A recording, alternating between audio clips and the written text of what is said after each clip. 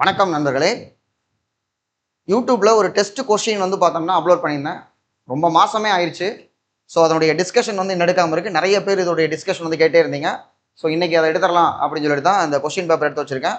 இது பார்த்தோம்னா பேராசிரியர் வெங்கடேசன் புக்கில் இருந்து ஜஸ்டிஸ் பார்ட்டி அப்படிங்கிற டாபிக், நீதி கட்சியினுடைய ஆட்சி காலம்.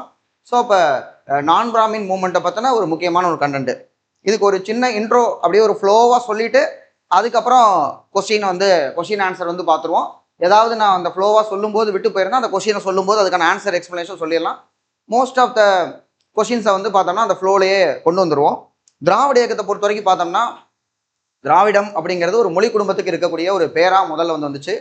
இந்த திராவிட மொழி குடும்பத்துக்கான ஆய்வுக்கு தோற்றுவாய் அப்படின்னு சொல்லி பார்க்கும்போது எல்லிஸ் அப்படிங்கிறவர் தெலுங்கு மொழி இலக்கண நூலுக்கு ஒரு முன்னுரை எழுதும் பொழுது தமிழ், தெலுங்கு, மலையாளம், கன்னடம் இது ஒரு குடும்பத்தை சேர்ந்ததாக இருக்கும் அப்படின்னு சொல்லி அவர் சொன்னார். அதுக்கு முன்னாடி தமிழ் என்பது சமஸ்கிருதத்தினுடைய ஒரு இதில் தான் வந்திருக்கும் அப்படின்னு சொல்லி நம்பப்பட்டது. அப்போ அதுக்கப்புறமா பார்த்தோம் அப்படின்னு பார்த்தோம்னா 1956 திராவிட மொழிகளின் ஒப்பிலக்கணம் அப்படின்னு சொல்லி ராபர்ட் கால்டுவெல் பார்த்தோம்னா ஒரு ஆய்வு செய்து தமிழ், தெலுங்கு, கன்னடம், மலையாளம் இந்த மாதிரி அவர் பார்த்தோம்னா ஒரு 13 மொழிகளை ஆய்வுக்கு எடுத்துட்டு திருந்திய மொழி, திருந்தா மொழி அப்படின்னு சொல்லி ஒரு கல்டிவேட்டட், அன்கல்டிவேட்டட் அப்படின்னு சொல்லி சொல்றாரு. அதுல இலக்கண புலமை, இலக்கணம் இருக்கணும், இலக்கியம் இருக்கணும், பேசக்கூடிய மக்கள் நாகரிகமாக இருக்கவங்க, இதெல்லாம் இருந்தால் அது திருந்திய மொழி, இது இல்லைன்னா திருந்தா மொழி, அந்த மாதிரி போடுறாரு. இதில் பார்த்தோம்னா இந்தியாவிற்கு வெளியில கூட பேசக்கூடிய மொழியாக பிராகுயி அப்படிங்கிற மொழி, அது வடு திராவிடம் அப்படின்னு இருக்கு. இப்படி திராவிடம் அப்படிங்கிறது மொழிக்கு இருந்துகிட்டு இருக்கு. குமரில பட்டர் அப்படிங்கிறவர் தான் திராவிடம்ங்கிற சொல்ல முதல்ல பயன்படுத்தியிருக்கிறார். இந்த மொழிக்கு பயன்படுத்த திராவிடம் அப்படிங்கிறத இனத்திற்கு பயன்படுத்தியவர், இனத்திற்கு அடையாளப்படுத்தியவர் யார் அப்படின்னு சொல்லி பார்த்தோம்னா அயோத்திதாச பண்டிதர். அவர் பார்க்கும் பொழுது அத்வைதங்க சபா அப்படின்னு சொல்லி 1876 ஒன்று ஆரம்பிக்கிறார். அதுக்கப்புறம் இந்த திராவிடங்கிற பேர் வர்ற மாதிரி 1882 அவரு ஜான் ரத்தினமோ திராவிடர் கழகம் அப்படின்னு சொல்லி ஆரம்பிக்கிறாங்க. அடுத்து 1885 திராவிட பண்டிதன் அப்படிங்கிற பேர்ல ஒரு இதழ் ஆரம்பிக்கிறாங்க. அப்புறம் பார்த்தோம்னா மக்கள் தொகை கணக்கெடுப்பு. இந்த மக்கள் தொகை கணக்கெடுப்பு அப்படிங்கிறது முதல்ல 1872 மேயோ பீரியட் எடுக்கப்படுகிறது. அதுக்கப்புறம் 81 ஒவ்வொரு 10 ஆண்டுகளுக்கு முறை அப்படின்னு வருது. அது 1891 எடுக்கப்படும் பொழுது பஞ்சமர்கள் அப்படிங்கிறாங்க. பஞ்சமர்கள் அப்படின்னம்னா வகுப்பு பார்த்தோம்னா சதுர்வர்ணமா இருக்கு. 4 வர்ணங்கள், பிராமணா, சத்திரியா, வைசியா, சூத்திரா அப்படின்னு சொல்லி. இந்த சூத்திரர்களுக்கு அடுத்ததா பஞ்சமர்கள் அப்படிங்கிறாங்க. இந்த பஞ்சமர்கள் சொல்றது தப்பு, சாதி பேதமற்ற திராவிடர்கள் சொல்லணும், சாதியற்ற திராவிடர்கள்னு சொல்லுங்க அப்படின்னு 1891 கணக்கெடுக்கப்ப அது நீங்க இந்த மாதிரி அட்ரஸ் பண்ணுங்கன்னு சொல்றாரு. இதைத்தான் MC ராஜா அவர்கள் 1920 சென்னை மாகாண சட்டமன்றத்துக்கு தேர்ந்தெடுக்கப்பட்ட போது ஒடுக்கப்பட்ட வகுப்பிலிருந்து முதலில் மேலவைக்கு தேர்ந்தெடுக்கப்பட்டவர் வந்த பொழுது 1922 தீர்மானமாக கொண்டு அதை ஒரு அரசாணையாக வெளியிட வைத்தார். பஞ்சமரங்கிறத பயன்படுத்தக்கூடாது. நீங்க என்ன அன்னைக்கு மദ്രാஸ் அப்படின்னம்னா ஆந்திராவும் தமிழ்நாடும் சேர்ந்தது தான். கொஞ்சம் கர்நாடகாவும் கொஞ்சம் கேரளாவும் இருந்தாலும் முழு ஆந்திராவும் தமிழ்நாடும் சேர்ந்தது தான் அன்னைக்கு இருந்த மദ്രാஸ். அப்போ பார்த்தோம்னா நீங்க பஞ்சமர்கள்னு தெலுங்கு பேசுற பகுதியில் இருந்தாங்கன்னா ஆதி ஆந்திரர்கள்னு சொல்லுங்க, தமிழ் பக்கம் இருந்தாங்கன்னா ஆதி திராவிடர்கள்னு சொல்லுங்க அப்படின்னு சொல்லி 22 அந்த ஆணை கொண்டு வரதுக்கு MC ராஜா காரணம். அதுக்கு முன்னாடியே சாதியற்ற திராவிடர்கள் அப்படின்னு சொல்லுங்கன்னு 1891 கணக்கெடுப்பா அவர் சொன்னார். அந்த 1891 அவர் பார்த்தோம்னா திராவிட மகாஜன சபை அப்படின்னு சொல்லி அயோத்திதாச பண்டிதர் ஒன்று ஆரம்பிச்சிருந்தார். அதனுடைய முதல் கூட்டம் நீலகிரி நடைபெற்றது அப்படிங்கிறது 10th புக்லேயே இருக்கும், எக்ஸாம்பிளையும் கேட்டிருக்கிறாங்க. இதுக்கப்புறம் ஆதி திராவிட மகாஜன சபை அப்படிங்கிறது ரெட்டைமலை சீனிவாசன் அவர்களால் 1893 ஆரம்பிக்கப்படுகிறது. MC ராஜா 1916 இதற்கான செக்ரட்டரியா இருந்திருப்பார். இப்படி இந்த திராவிட இயக்கத்துக்கு முன்னோடிகளாக தோற்றுவாயாக அயோத்திதாச பண்டிதர், அதுக்கப்புறம் ரெட்டைமலை சீனிவாசன் அப்படிங்கிறவங்கலாம் அது ஒரு குழந்தையாக இருக்கு திராவிட இயக்கம் அப்படின்னா அந்த குழந்தை ஸ்டேஜில் அதை உருவாக்குறவங்களா அயோத்திதாச பண்டிதரும் ரெட்டைமலை சீனிவாசனும் அவங்களும் வர்றாங்க. இதுக்கப்புறம் பார்க்கும் பொழுது 1892 இருந்து 1904 வரைக்கும் இந்த காலகட்டத்தில் ICS தேர்வில் மெட்ராஸ் மாகாணத்திலிருந்து பாஸ் பண்ணவங்க 16 பேர்ல 15 பேர் பிராமணர்களா இருக்காங்க. பப்ளிக் எம்ப்ளாய்மெண்ட் எதுலையுமே டெப்டி கலெக்டர் ரேஞ்சில் இருக்கவங்களும் சரி, அசிஸ்டன்ட் இன்ஜினியர் ரேங்க்ல இருக்கவங்களும் சரி, அந்த மாதிரி எம்ப்ளாய்மெண்ட் டேட்டா ஃபுல்லா கலெக்ட் பண்றாங்க. இந்த எம்ப்ளாய்மெண்ட் டேட்டாலாம் எடுத்து பார்க்கும் பொழுது பிராமணர்களுடைய எண்ணிக்கை அதிகமாகவும் நான் பிராமினோட எண்ணிக்கை ரொம்ப குறைவாகவும் இருக்கு. அப்ப நான் பிராமினுக்காக இயக்க வேணும் அப்படிங்கிற அந்த ஃபீல்டு இருக்கு.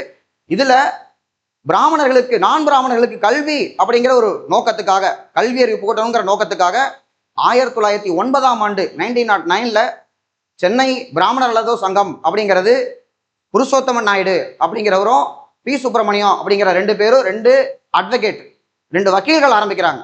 இவங்களுக்கு வந்து பார்த்தோம்னா பிராமணர் அல்லாதவருக்கு கல்வியை போட்டணுங்கிறதா நோக்கமா இருக்கு. ஒரு 1000 பேரை சேர்த்துட்டோம்னா இயக்கம் நல்லா போயிடும், ஒரு வருஷம் தாண்டிட்டு தான் நல்லா போகும் அப்படின்னு நினைக்கிறாங்க. அதுக்கு அவங்க வந்து பார்த்தோம்னா விளம்பரப்படுத்துவோம்னு நினைக்கிறாங்க. ஆனால் அவங்க 2 பேருமே ஏழைகள். ஸோ காசு இல்லை, அதனால அந்த இயக்கம் வந்து டேக் ஆஃப் ஆகலை, அது அப்படியே போயிடுது. ஸோ முதல் முயற்சி வந்து பார்த்தோம்னா வெற்றி அடையலை. இதுக்கப்புறம் வந்து பார்க்கும் பொழுது 1912, இந்த 1912ல் 2 சம்பவம் இருக்கு. ஒன்று என்ன அப்படின்னு சொல்லி பார்த்தோம்னா ராயல் கமிஷன் அப்பாயின்ட் பண்ணப்பட்டது. நமக்கு இந்த ராயல் கமிஷன் அப்படிங்கிறது +1 புக்கில் 1913ல் அலெக்சாண்டர் கார்டிகோ அவருடைய தலைமையில் அமைக்கப்பட்டது அப்படின்னு தான் கொடுத்துருக்காங்க, ஹெட்டடு பை அலெக்சாண்டர் கார்டிகோன்னு சொல்லிட்டு. ஆனால் அந்த கமிஷன் அலெக்சாண்டர் கார்டிகோ தலைமையில் அமைக்கப்படவில்லை. 1912ல் ராயல் கமிஷன் வந்து பார்த்தோம்னா ஐலிங்டன், ஐஎஸ்ன்னு வரும், இஸ்லிங்டன் சொல்லலாம், ஐலிங்டன் சொல்லலாம், அது நம்ம ஐலாண்ட் இஸ்லாண்ட் சொல்ற மாதிரி தான். ஸோ ஐலிங்டன் கமிஷன் அப்படிங்கிறதான் 1912ல் அமைக்கப்பட்ட Royal commission for public services, பொது பணிகள் சம்பந்தமாக அமைக்கப்பட்டது. அதுல மொத்தம் 10 பேர், அந்த சேர்மன் ஐலிங்டனையும் சேர்த்து அதுல அவர் ஒருத்தர். அதுக்கப்புறம் 6 பேர் வந்து பார்த்தோம்னா பிரிட்டிஷ்காரங்க. அந்த 6 பேர்ல நமக்கு தெரிஞ்சவங்க 2 பேர். ஒருத்தர் வாலண்டைன் சிரோல், நம்மளுடைய பாலகங்காதர திலகர ஃபாதர் ஆஃப் இந்தியன் அண்ட்ரஸ்ட், இந்திய அசாதாரண நிலையின் தந்தைன்னு சொன்னவர். இன்னொருத்தர் யாருன்னு பார்த்தோம்னா ராம்சே மெக்டொனால்டு, 1932ல் இங்கிலாந்து பிரைம் மினிஸ்டராக இருந்து அவர் வந்து பார்த்தோம்னா வகுப்புவாரி இடஒதுக்கீடை வந்து அனௌன்ஸ் பண்ணவர். அதை எதிர்த்து தான் மகாத்மா காந்தி எரடவார சிறைச்சாலையில் உண்ணாவிரதம் இருக்க, அம்பேத்கர் வந்து காம்ப்ரமைசன் பேச, செப்டம்பர் 24, 1932ல் பூனா ஒப்பந்தம் வரும். அதுக்கப்புறமா மகாத்மா காந்திக்கு அம்பேத்கருக்கு ஏற்பட்ட பிரச்சனையில் அவர் வந்து பார்த்தோம்னா உங்களுக்கு என்னங்க தெரியும் தாழ்த்தப்பட்டவர்கள் பற்றின்னு கேட்கும் பொழுது செப்டம்பர் 30, 1932ல் ஹரிஜன் சேவக் சங்கம் மகாத்மா காந்தி ஆரம்பிச்சு அப்படி ஒரு இதுக்குள்ள போகும். ராம்சே மெக்டொனால்ட் அந்த இடத்துக்கு வர்றாரு. இந்தியர்கள் அப்படின்னு பார்த்தோம்னா அந்த 3 பேர் இந்தியர்கள் இருக்கார். நமக்கு தெரிஞ்ச ஒருத்தர் கோபாலகிருஷ்ண கோகலே. ஆக மொத்தம் அந்த 10 பேர்ல அலெக்சாண்டர் கார்டிகோ இல்லை. இதை நான் பார்க்கும்போது இந்த சின்ன கவுண்டர் படத்துல ஒரு தீர்ப்பு சொல்ற சீன் வரும். சங்கரபாண்டி வாத்தியார் தான் கையெழுத்து போட்டார் அப்படின்னா இந்த வழக்குக்கு தீர்ப்பு சொல்றது வந்துருச்சு. எல்லாரும் சங்கரபாண்டி வாத்தியார் அப்படிங்கிறவரு ஸ்கூல் வாத்தியார் நினைச்சுக்கிட்டு இருக்காங்க. ஆனா அவர் வந்து பார்த்தோம்னா சிலம்பம் சொல்லிக் கொடுக்கக்கூடிய குஸ்தி வாத்தியார் அப்படிங்கிறதான் தெரியும். அப்படிங்கிற மாதிரி அலெக்சாண்டர் கார்டிகோ தலைமையில தான் இந்த ஆணையம் அமைக்கப்பட்டது நம்ம நினைச்சிட்டு இருக்கோம். அது வந்து +1 புக்ல அப்படி போட்டிருக்கு. அலெக்சாண்டர் கார்டிகோ யார் அப்படின்னு பார்த்தோம்னா அவரு மெட்ராஸ்ல இருந்த வைஸ்ராயோட எக்ஸிக்யூட்டிவ் கவுன்சில் ஒரு மெம்பர். அதாவது அன்னைக்கு இருந்த மெட்ராஸ்ல அமைச்சரவையில் ஒரு அமைச்சர் அப்படிங்கிற ரேங்க்ல வந்து இருக்கக்கூடியவர். அவரு இந்த கமிஷனுக்கு நான் வந்து பார்த்தோம்னா ஒரு பெட்டிஷன் கொடுக்க போறேன், யாரெல்லாம் வந்து உங்களுடைய கிரீவன்ஸ் இருக்கோ அதை கொடுங்கன்னு கேட்டு வாங்குறாரு. நிறைய பேர் அந்த கமிஷனை சந்திச்சு மனுக்கள் கொடுக்குறாங்க. அதுல அலெக்சாண்டர் கார்டிகோவும் ஒருத்தர், அதுல நம்முடைய பிட்டி தியாகராய செட்டி ஒருத்தர். இப்படி அந்த ராயல் கமிஷனுக்கு முன்னாடி நிறைய பெட்டிஷன் வருது. நம்முடைய பேராசிரியர் வெங்கடேசன் புக்லையும் கொடுத்திருப்பாரு. ராயல் கமிஷன் 12ல் அமைக்கப்பட்டது. அதுல பிட்டி தியாகராய செட்டியாரும் மனு கொடுத்தாரு. அது மட்டும் இல்லாம 42 சாட்சியங்கள் விசாரிக்கப்பட்டது. அந்த 42 சாட்சியங்கள்ல பாலாஜிராவ் நாயுடு அப்படிங்கிற ஆடிஓவும் ஒருத்தர். அவரு வந்து சாட்சியங்கள் சொல்லியிருப்பாரு. இந்த பிரச்சனைக்கு, அதாவது பிராமணர்கள் அதிகமா வேலையிலையும் நான் பிராமின் வந்து குறைவா இருக்கிறதையும் தீர்க்கிறதுக்கு சாதிவார இடஒதுக்கீடு தான் தீர்வு அப்படின்னு பாலாஜிராவ் நாயுடு அந்த சாட்சியத்துல பதிவு பண்ணியிருக்கிறதா சொல்லுவாங்க. ஆக மொத்தம் 12ல் ராயல் கமிஷன், அந்த கமிஷனுக்கு நிறைய பேர் கொடுக்குறாங்க அப்படிங்கிறது நமக்கு தெரியுது. அலெக்சாண்டர் கார்டிகோ 1 ஆஃப் த பர்சன் அந்த கமிஷன் கொடுக்குறவர். இன்னொரு சம்பவம் 1912ல் பார்த்தோம்னா மெட்ராஸ் யுனைடெட் லீக், MUL அப்படிங்கிற ஒரு அமைப்பு. இது பிரிட்டிஷ்ல அன்னைக்கு இருந்த பிரிட்டிஷ் கவர்மெண்ட்ல வேலை செய்ய நான் பிராமின்ஸ் ப்ரொமோஷன் இல்லை, ரொம்ப வந்து இல்ட்ரீட் பண்றாங்க, அப்படி ஆரம்பிக்கணும்னு சொல்லிட்டு வீராசாமி, துரைசாமி, நாராயணசாமி, சரவணம் பிள்ளை, இவங்க நாயுடு முதலியார் இந்த மாதிரி வகுப்பை சேர்ந்தவங்க, இவங்க சேர்ந்து தான் வந்து ஆரம்பிக்கிறாங்க. இதனுடைய செக்ரட்டரியா இருந்தவர் நடேச முதலியார். இந்த நடேச முதலியார் இதுக்கு செக்ரட்டரியா இருந்தார். இதுக்கு அடுத்து 1914ல் இந்த அமைப்பினுடைய பெயர் மாற்றப்பட்டது. மெட்ராஸ் திராவிடியன் அசோசியேஷன் அப்படின்னு ஒரு இடத்துலையும், 13ல் மாற்றப்பட்டது அப்படின்னு ஒரு இடத்துலையும், 12லேயே மாற்றப்பட்டது அப்படின்னு ஒரு இடத்துலையும் ஒவ்வொரு புக்கில் ஒரு சோர்ஸ் இருக்கு. ஆனா பொதுவா என்ன சொல்றாங்கன்னா 1912ல் ஆரம்பிக்கப்பட்ட அமைப்புக்கு மெட்ராஸ் யுனைடெட் லீக் அப்படிங்கிற பேர் நல்லால, அதனால வேற பேர் வைக்கலாம் அப்படின்னு அதனுடைய ஆண்டு விழா 1913ல் நடைபெற்ற ஆண்டு விழால தான் அப்படி ஒரு கருத்து வந்து பேசப்பட்டது. அதுல நிறைய பேர் சஜஸ்ட் பண்ணது என்னன்னா, ஏற்கனவே இருந்த சென்னை நான் பிராமணர் சங்கம்ங்கிற பேர் வைக்கலாம்னு சொன்னோடனே அது நெகட்டிவா இருக்கு, அது வேண்டாம் அப்படிங்கிறதுனால அப்பதான் திராவிடம் அப்படிங்கிற பேரை உள்ள கொண்டு வர்றாங்க. எந்த திராவிடம்ங்கிற பேரு நம்முடைய ராபர்ட் கால்டுவெல் நம்ம மொழி குடும்பத்துக்கு பயன்படுத்தின பேரு, அயோத்தியாசர் பண்டிதர் பயன்படுத்தின திராவிடம், இரட்டைமலை சீனிவாசனார் பயன்படுத்தின திராவிடம், அந்த பேரை எடுத்து மெட்ராஸ் திராவிடியன் அசோசியேஷன் அப்படின்னு சொல்லி பேர் வைக்கிறாங்க. இந்த மெட்ராஸ் யுனைடெட் லீக்கா இருந்து மெட்ராஸ் திராவிடியன் அசோசியேஷனா மாறினதனுடைய வேலை நோக்கம் ரெண்டு. ஒன்று என்னன்னு பார்த்தோம்னா முதியோர் கல்வி. ஏற்கனவே வயசானவங்களும் இருக்காங்க, படிக்கிற ஸ்டேஜை தாண்டிட்டாங்களா, அவங்களுக்கு முதியோர் கல்வி கொடுப்போம். அடுத்து பிற்படுத்தப்பட்ட வகுப்பிலிருந்து படிச்சுட்டு வர்ற பட்டதாரி இளைஞர்களுக்கு பட்டம் வாங்குறதே கஷ்டம். இப்போ பட்டதாரி இளைஞர்களுக்கு பாராட்டு விழா நடத்துறது. நீ கிராஜுவேட் ஆகிட்டியா, ஒரு பாராட்டு விழா நடத்தி அடுத்த சமுதாயத்துக்கு என்ன பண்ணணும் அப்படின்னு சொல்லக்கூடியது. இந்த ரெண்டை தான் இவங்களுடைய முக்கியமான நோக்கமாக வச்சுருக்காங்க. அடுத்து இன்னொன்று என்னன்னு பார்த்தோம்னா திராவிடர் தங்கும் விடுதி. இந்த தங்கும் விடுதி திருவல்லிக்கேணியில் இருந்தது. நம்மளுடைய ஸ்கூல் புக்கில் ஒரு இடத்துல 1916 ஜூன் மாதம்னோ, இன்னொரு இடத்துல 1916 ஜூலை மாதம்னு இருக்கு. இதில் என்னன்னா 1916 ஜூலை அப்படிங்கிறதா ஓரளவுக்கு 2-3 புக்கில் ரெஃபர் பண்ணால் கிடைக்கக்கூடியதாக ஒன்றா இருக்குது. ஆனால் இதில் இன்னொரு கான்ட்ரவர்சி, 1916 ஜூலை மாதம் ஆரம்பிக்கப்பட்ட இந்த விடுதிக்கு 1917 சிங்கார வேலனார் கம்யூனிஸ்ட் இயக்கத்தினுடைய முன்னோடி, தொழிலாளர் இயக்கத்தினுடைய முன்னோடி சிங்கார வேலனார் போய் 14 பேசினாரு. அன்னிபெசன்ட் அம்மையார் தன்னாட்சி இயக்கம் தொடங்குவதற்கு முன்பாகவே 1914 போய் ஒரு சிறப்புரையாற்றினார்கள் அப்படின்னு இருக்கு. அப்போ 16 ஆரம்பிக்கப்பட்டதுக்கு 14 சிறப்புரையாற்றி இருக்க முடியாது. அப்போ 14 ஆரம்பிக்கப்பட்டது அப்படின்னு சில சோர்ஸ்ல இருக்கு. குறிப்பா ஜஸ்டிஸ் பார்ட்டி ஹிஸ்டாரிக்கல் பெர்ஸ்பெக்டிவ் அப்படிங்கிற புத்தகத்துல பி ராஜாராமன் அப்படிங்கிற ஒரு குறிப்பிட்டிருக்கிறதா ஆர் முத்துக்குமார் அவர்கள் திராவிட இயக்க வரலாறு அப்படிங்கிற புக்ல வந்து போட்டிருக்கிறார். அப்ப 14 ஆரம்பிக்கப்பட்டது அப்படின்னு ஒரு இடத்துல வந்து மென்ஷன் ஆயிருக்கு. ஆக மொத்தம் இதுல முக்கியமான பர்சனா இருக்கக்கூடியவர் யார் அப்படின்னு பார்த்தோம்னா நடேச முதலியார். இந்த நடேச முதலியார் அதுக்கப்புறம் யாருன்னு பார்த்தோம்னா பிட்டி தியாகராய செட்டியார். 1910 இருந்தே south Indian chamber of commerce அப்படின்னு ஒன்று ஏற்படுத்தி, வணிக சங்கம் ஒன்று ஏற்படுத்தி அதுல தலைவராகவும் இருந்துட்டு வர்றாரு. அப்படி இருக்கிறவரு 1909 ஆரம்பிக்கப்பட்ட அந்த 2 பேர் புருஷோத்தம நாயுடு, பி சுப்பிரமணியம் ஆரம்பிச்ச அமைப்புல சென்னை பிராமணர்கள் ஒரு அமைப்புல ஆர்வம் காட்டல. ஆனா மெட்ராஸ் யுனைடெட் லீக்ல ஆர்வம் காட்டினாரு, அதுல சேர்றாரு, தன்னுடைய பங்களிப்பு வந்து கொடுக்குறாரு. அப்படி பிட்டி தியாகராய செட்டி உள்ள வர்றாரு. இதுக்கு அடுத்து யார் அப்படின்னு பார்த்தோம்னா டிஎம் நாயர். டிஎம் நாயரை பொறுத்த வரைக்கும் அவர் ஒரு டாக்டர்னா இங்க மெட்ராஸ் மெடிக்கல் காலேஜ்ல படிச்சு அதை பாதி டிஸ்கன்டினியூ பண்ணிட்டு லண்டன்ல போய் எடின்பர்க்ல படிச்சு லண்டன்லயே டாக்டர் ஆகி அங்கேயே ஹாஸ்பிட்டல் நடத்திட்டு இருந்தவர். ஸோ அவரு இந்த பக்கம் வந்து வர்றாரு. இங்க வந்து பார்த்தோம் அப்படின்னு பார்த்தோம்னா SS மெட்ராஸ் அப்படிங்கிற கப்பலில் பணியாற்றினாரு அப்படின்னு ஒன்று இருக்கும். முதல் உலக போரில் பிரிட்டிஷ்க்கு ஆதரவாக செயல்பட்டு போரில் ரொம்ப ஹெல்ப் பண்ணதுனால கெய்சிரி ஹிந்துங்கிற பட்டமும் போர் சேவை மெடலும் அவருக்கு வந்து கொடுத்துருப்பாங்க. இப்படிப்பட்ட டிஎம் நாயர். இந்த டிஎம் நாயர் பிட்டி தியாகராய செட்டி 2 பேரும் இரு துருவங்களாக செயல்பட்டார்கள். இந்த 2 பேர்த்தையும் பிடிச்சி உட்கார வச்சு எத்திராஜ் முதலியார் வீட்டில் 2 பேர்த்தையும் ஒன்னா சேர்த்தவர் நடேச முதலியார். அதனாலதான் அவர் சமரச சித்தர் என்று அழைக்கப்படுகிறார். இதெல்லாம் பேராசிரியர் வெங்கடேசன் புக்ல வருது. இப்போ இதுல இவங்க 2 பேரும் ஒன்னா சேர்றதுக்கு என்ன காரணம் அப்படின்னு பார்த்தோம்னா, குறிப்பா வந்து பார்த்தோம்னா டிஎம் நாயர் ஆக்டிவா இந்த இயக்கத்தில் சேர்றதுக்கு என்ன காரணம்? தியாகராய செட்டியாரோ முன்னாடி இருந்தே இதுல 2 பேர் டாக்டர். நடேச முதலியார் ஒரு டாக்டர், பிளஸ் வந்து டிஎம் நாயர் ஒரு டாக்டர், பிட்டி தியாகராய செட்டியார் ஒரு வக்கீல், மெட்ராஸ் யூனிவர்சிட்டியில லா படிச்ச ஒரு வக்கீல். இதுல டிஎம் நாயர் லண்டன் டாக்டர். அவர் வந்து இந்த இயக்கத்தில் சேர்றதுக்கு வந்து எது காரணமா இருக்கு அப்படின்னு பார்த்தோம்னா 1916 நடைபெற்ற தேர்தல், இம்பீரியல் லெஜிஸ்லேட்டிவ் அசம்பிளி. இந்த தேர்தலில் டிஎம் நாயர் நிற்கிறாரு. 2 சீட்டு ஃபில் பண்றாங்க, 7 பேர் போட்டி போடுறாங்க. இந்த 7 பேர்ல 2 பேர் செலக்ட் ஆவாங்கன்னு டிஎம் நாயர் கான்ஃபிடண்டா இருக்காரு, கண்டிப்பா நான் செலக்ட் ஆயிருவேன். ஏன்னா நிறைய பேர் ஓட்டு போடுறவங்க வந்து பார்த்தோம்னா நான் பிராமினா இருக்காங்க, அப்ப எனக்கு தான் ஓட்டு விழுவும் சொல்லிட்டு. ஆனால் இந்த டிஎம் நாயர் VS ஸ்ரீனிவாச சாஸ்திரி, எந்த VS ஸ்ரீனிவாச சாஸ்திரி? கோபாலகிருஷ்ண கோகலேயனுடைய வழக்கரமாக திகழ்ந்தவர், மிதவாதிகளுக்கெல்லாம் மிதவாதி என்று அழைக்கப்பட்டவர் அந்த VS ஸ்ரீனிவாச சாஸ்திரி. இப்ப மிதவாதியா இருக்கக்கூடிய ஒரு பிராமணராக இருக்கக்கூடிய இந்த VS ஸ்ரீனிவாச சாஸ்திரியால் டிஎம் நாயர் தோற்கடிக்கப்படுகிறார். இப்ப நாயருக்கு வந்து என்னடா இப்படி இருந்து நம்ம தோத்து போயிட்டோமே, அப்ப இதெல்லாம் சிந்திக்க வைக்குது. இன்னொன்னு டிஎம் நாயர் யார் அப்படின்னு பார்க்கும் பொழுது, இதுக்கு முன்னாடியே சங்கரன் நாயர் அப்படின்னு சொல்லி ஒரு முக்கியமான ஒருத்தர், அவர் வந்து ஜட்ஜு. இந்த சங்கரன் நாயர் 1897 காங்கிரஸினுடைய தலைவராக இருந்தவர், காங்கிரஸ் கட்சியினுடைய தலைவராக அமராவதி காங்கிரஸ் செஷன்ல தலைவராக இருந்தவர். அப்ப அவர் கூட அந்த செஷனுக்கு போயிருக்காரு. அப்ப இருந்து காங்கிரஸ்ல ஆக்டிவே பார்ட்டிசிபேட் பண்ணி காங்கிரஸ் மாநாடுகள் எல்லாம் கலந்துகிட்டு இருக்காரு. அந்த சங்கரன் நாயர் 1915 கடித கிளர்ச்சி அப்படின்னு சொல்லி 21 கடிதங்களை தொகுத்து கடித கிளர்ச்சி பண்றார். அப்புறம் திராவிட பிரபலங்கள் அப்படிங்கிற ஒரு புத்தகத்தை வெளியிடுறார். அப்ப சங்கரன் நாயருக்கு வந்து க்ளோஸா இருக்கக்கூடியவர். சங்கரன் நாயர் பக்கத்து வீட்டில் இருக்கக்கூடிய நம்பூதிரி, கேரளால வந்து பார்த்தோம்னா நம்பூதிரி நாயரை மதிக்க மாட்டாங்க.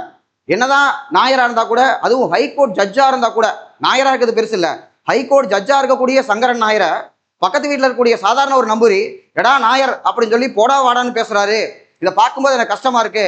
அப்ப பிராமணர்கள் நான் பிராமின்ஸை மதிக்க மாட்டேங்கிறாங்க அப்படிங்கிற ஒரு உள்ளுணர்வும் அவருக்கு இருக்கு. இதெல்லாம் வச்சுட்டு நடேச முதலியார் டிஎம் நாயரையும் செட்டியாரையும் கூப்பிட்டு, தியாகராய செட்டியாரையும் கூப்பிட்டு ஒன்னா அந்த இயக்கம் 1916 நவம்பர் 20.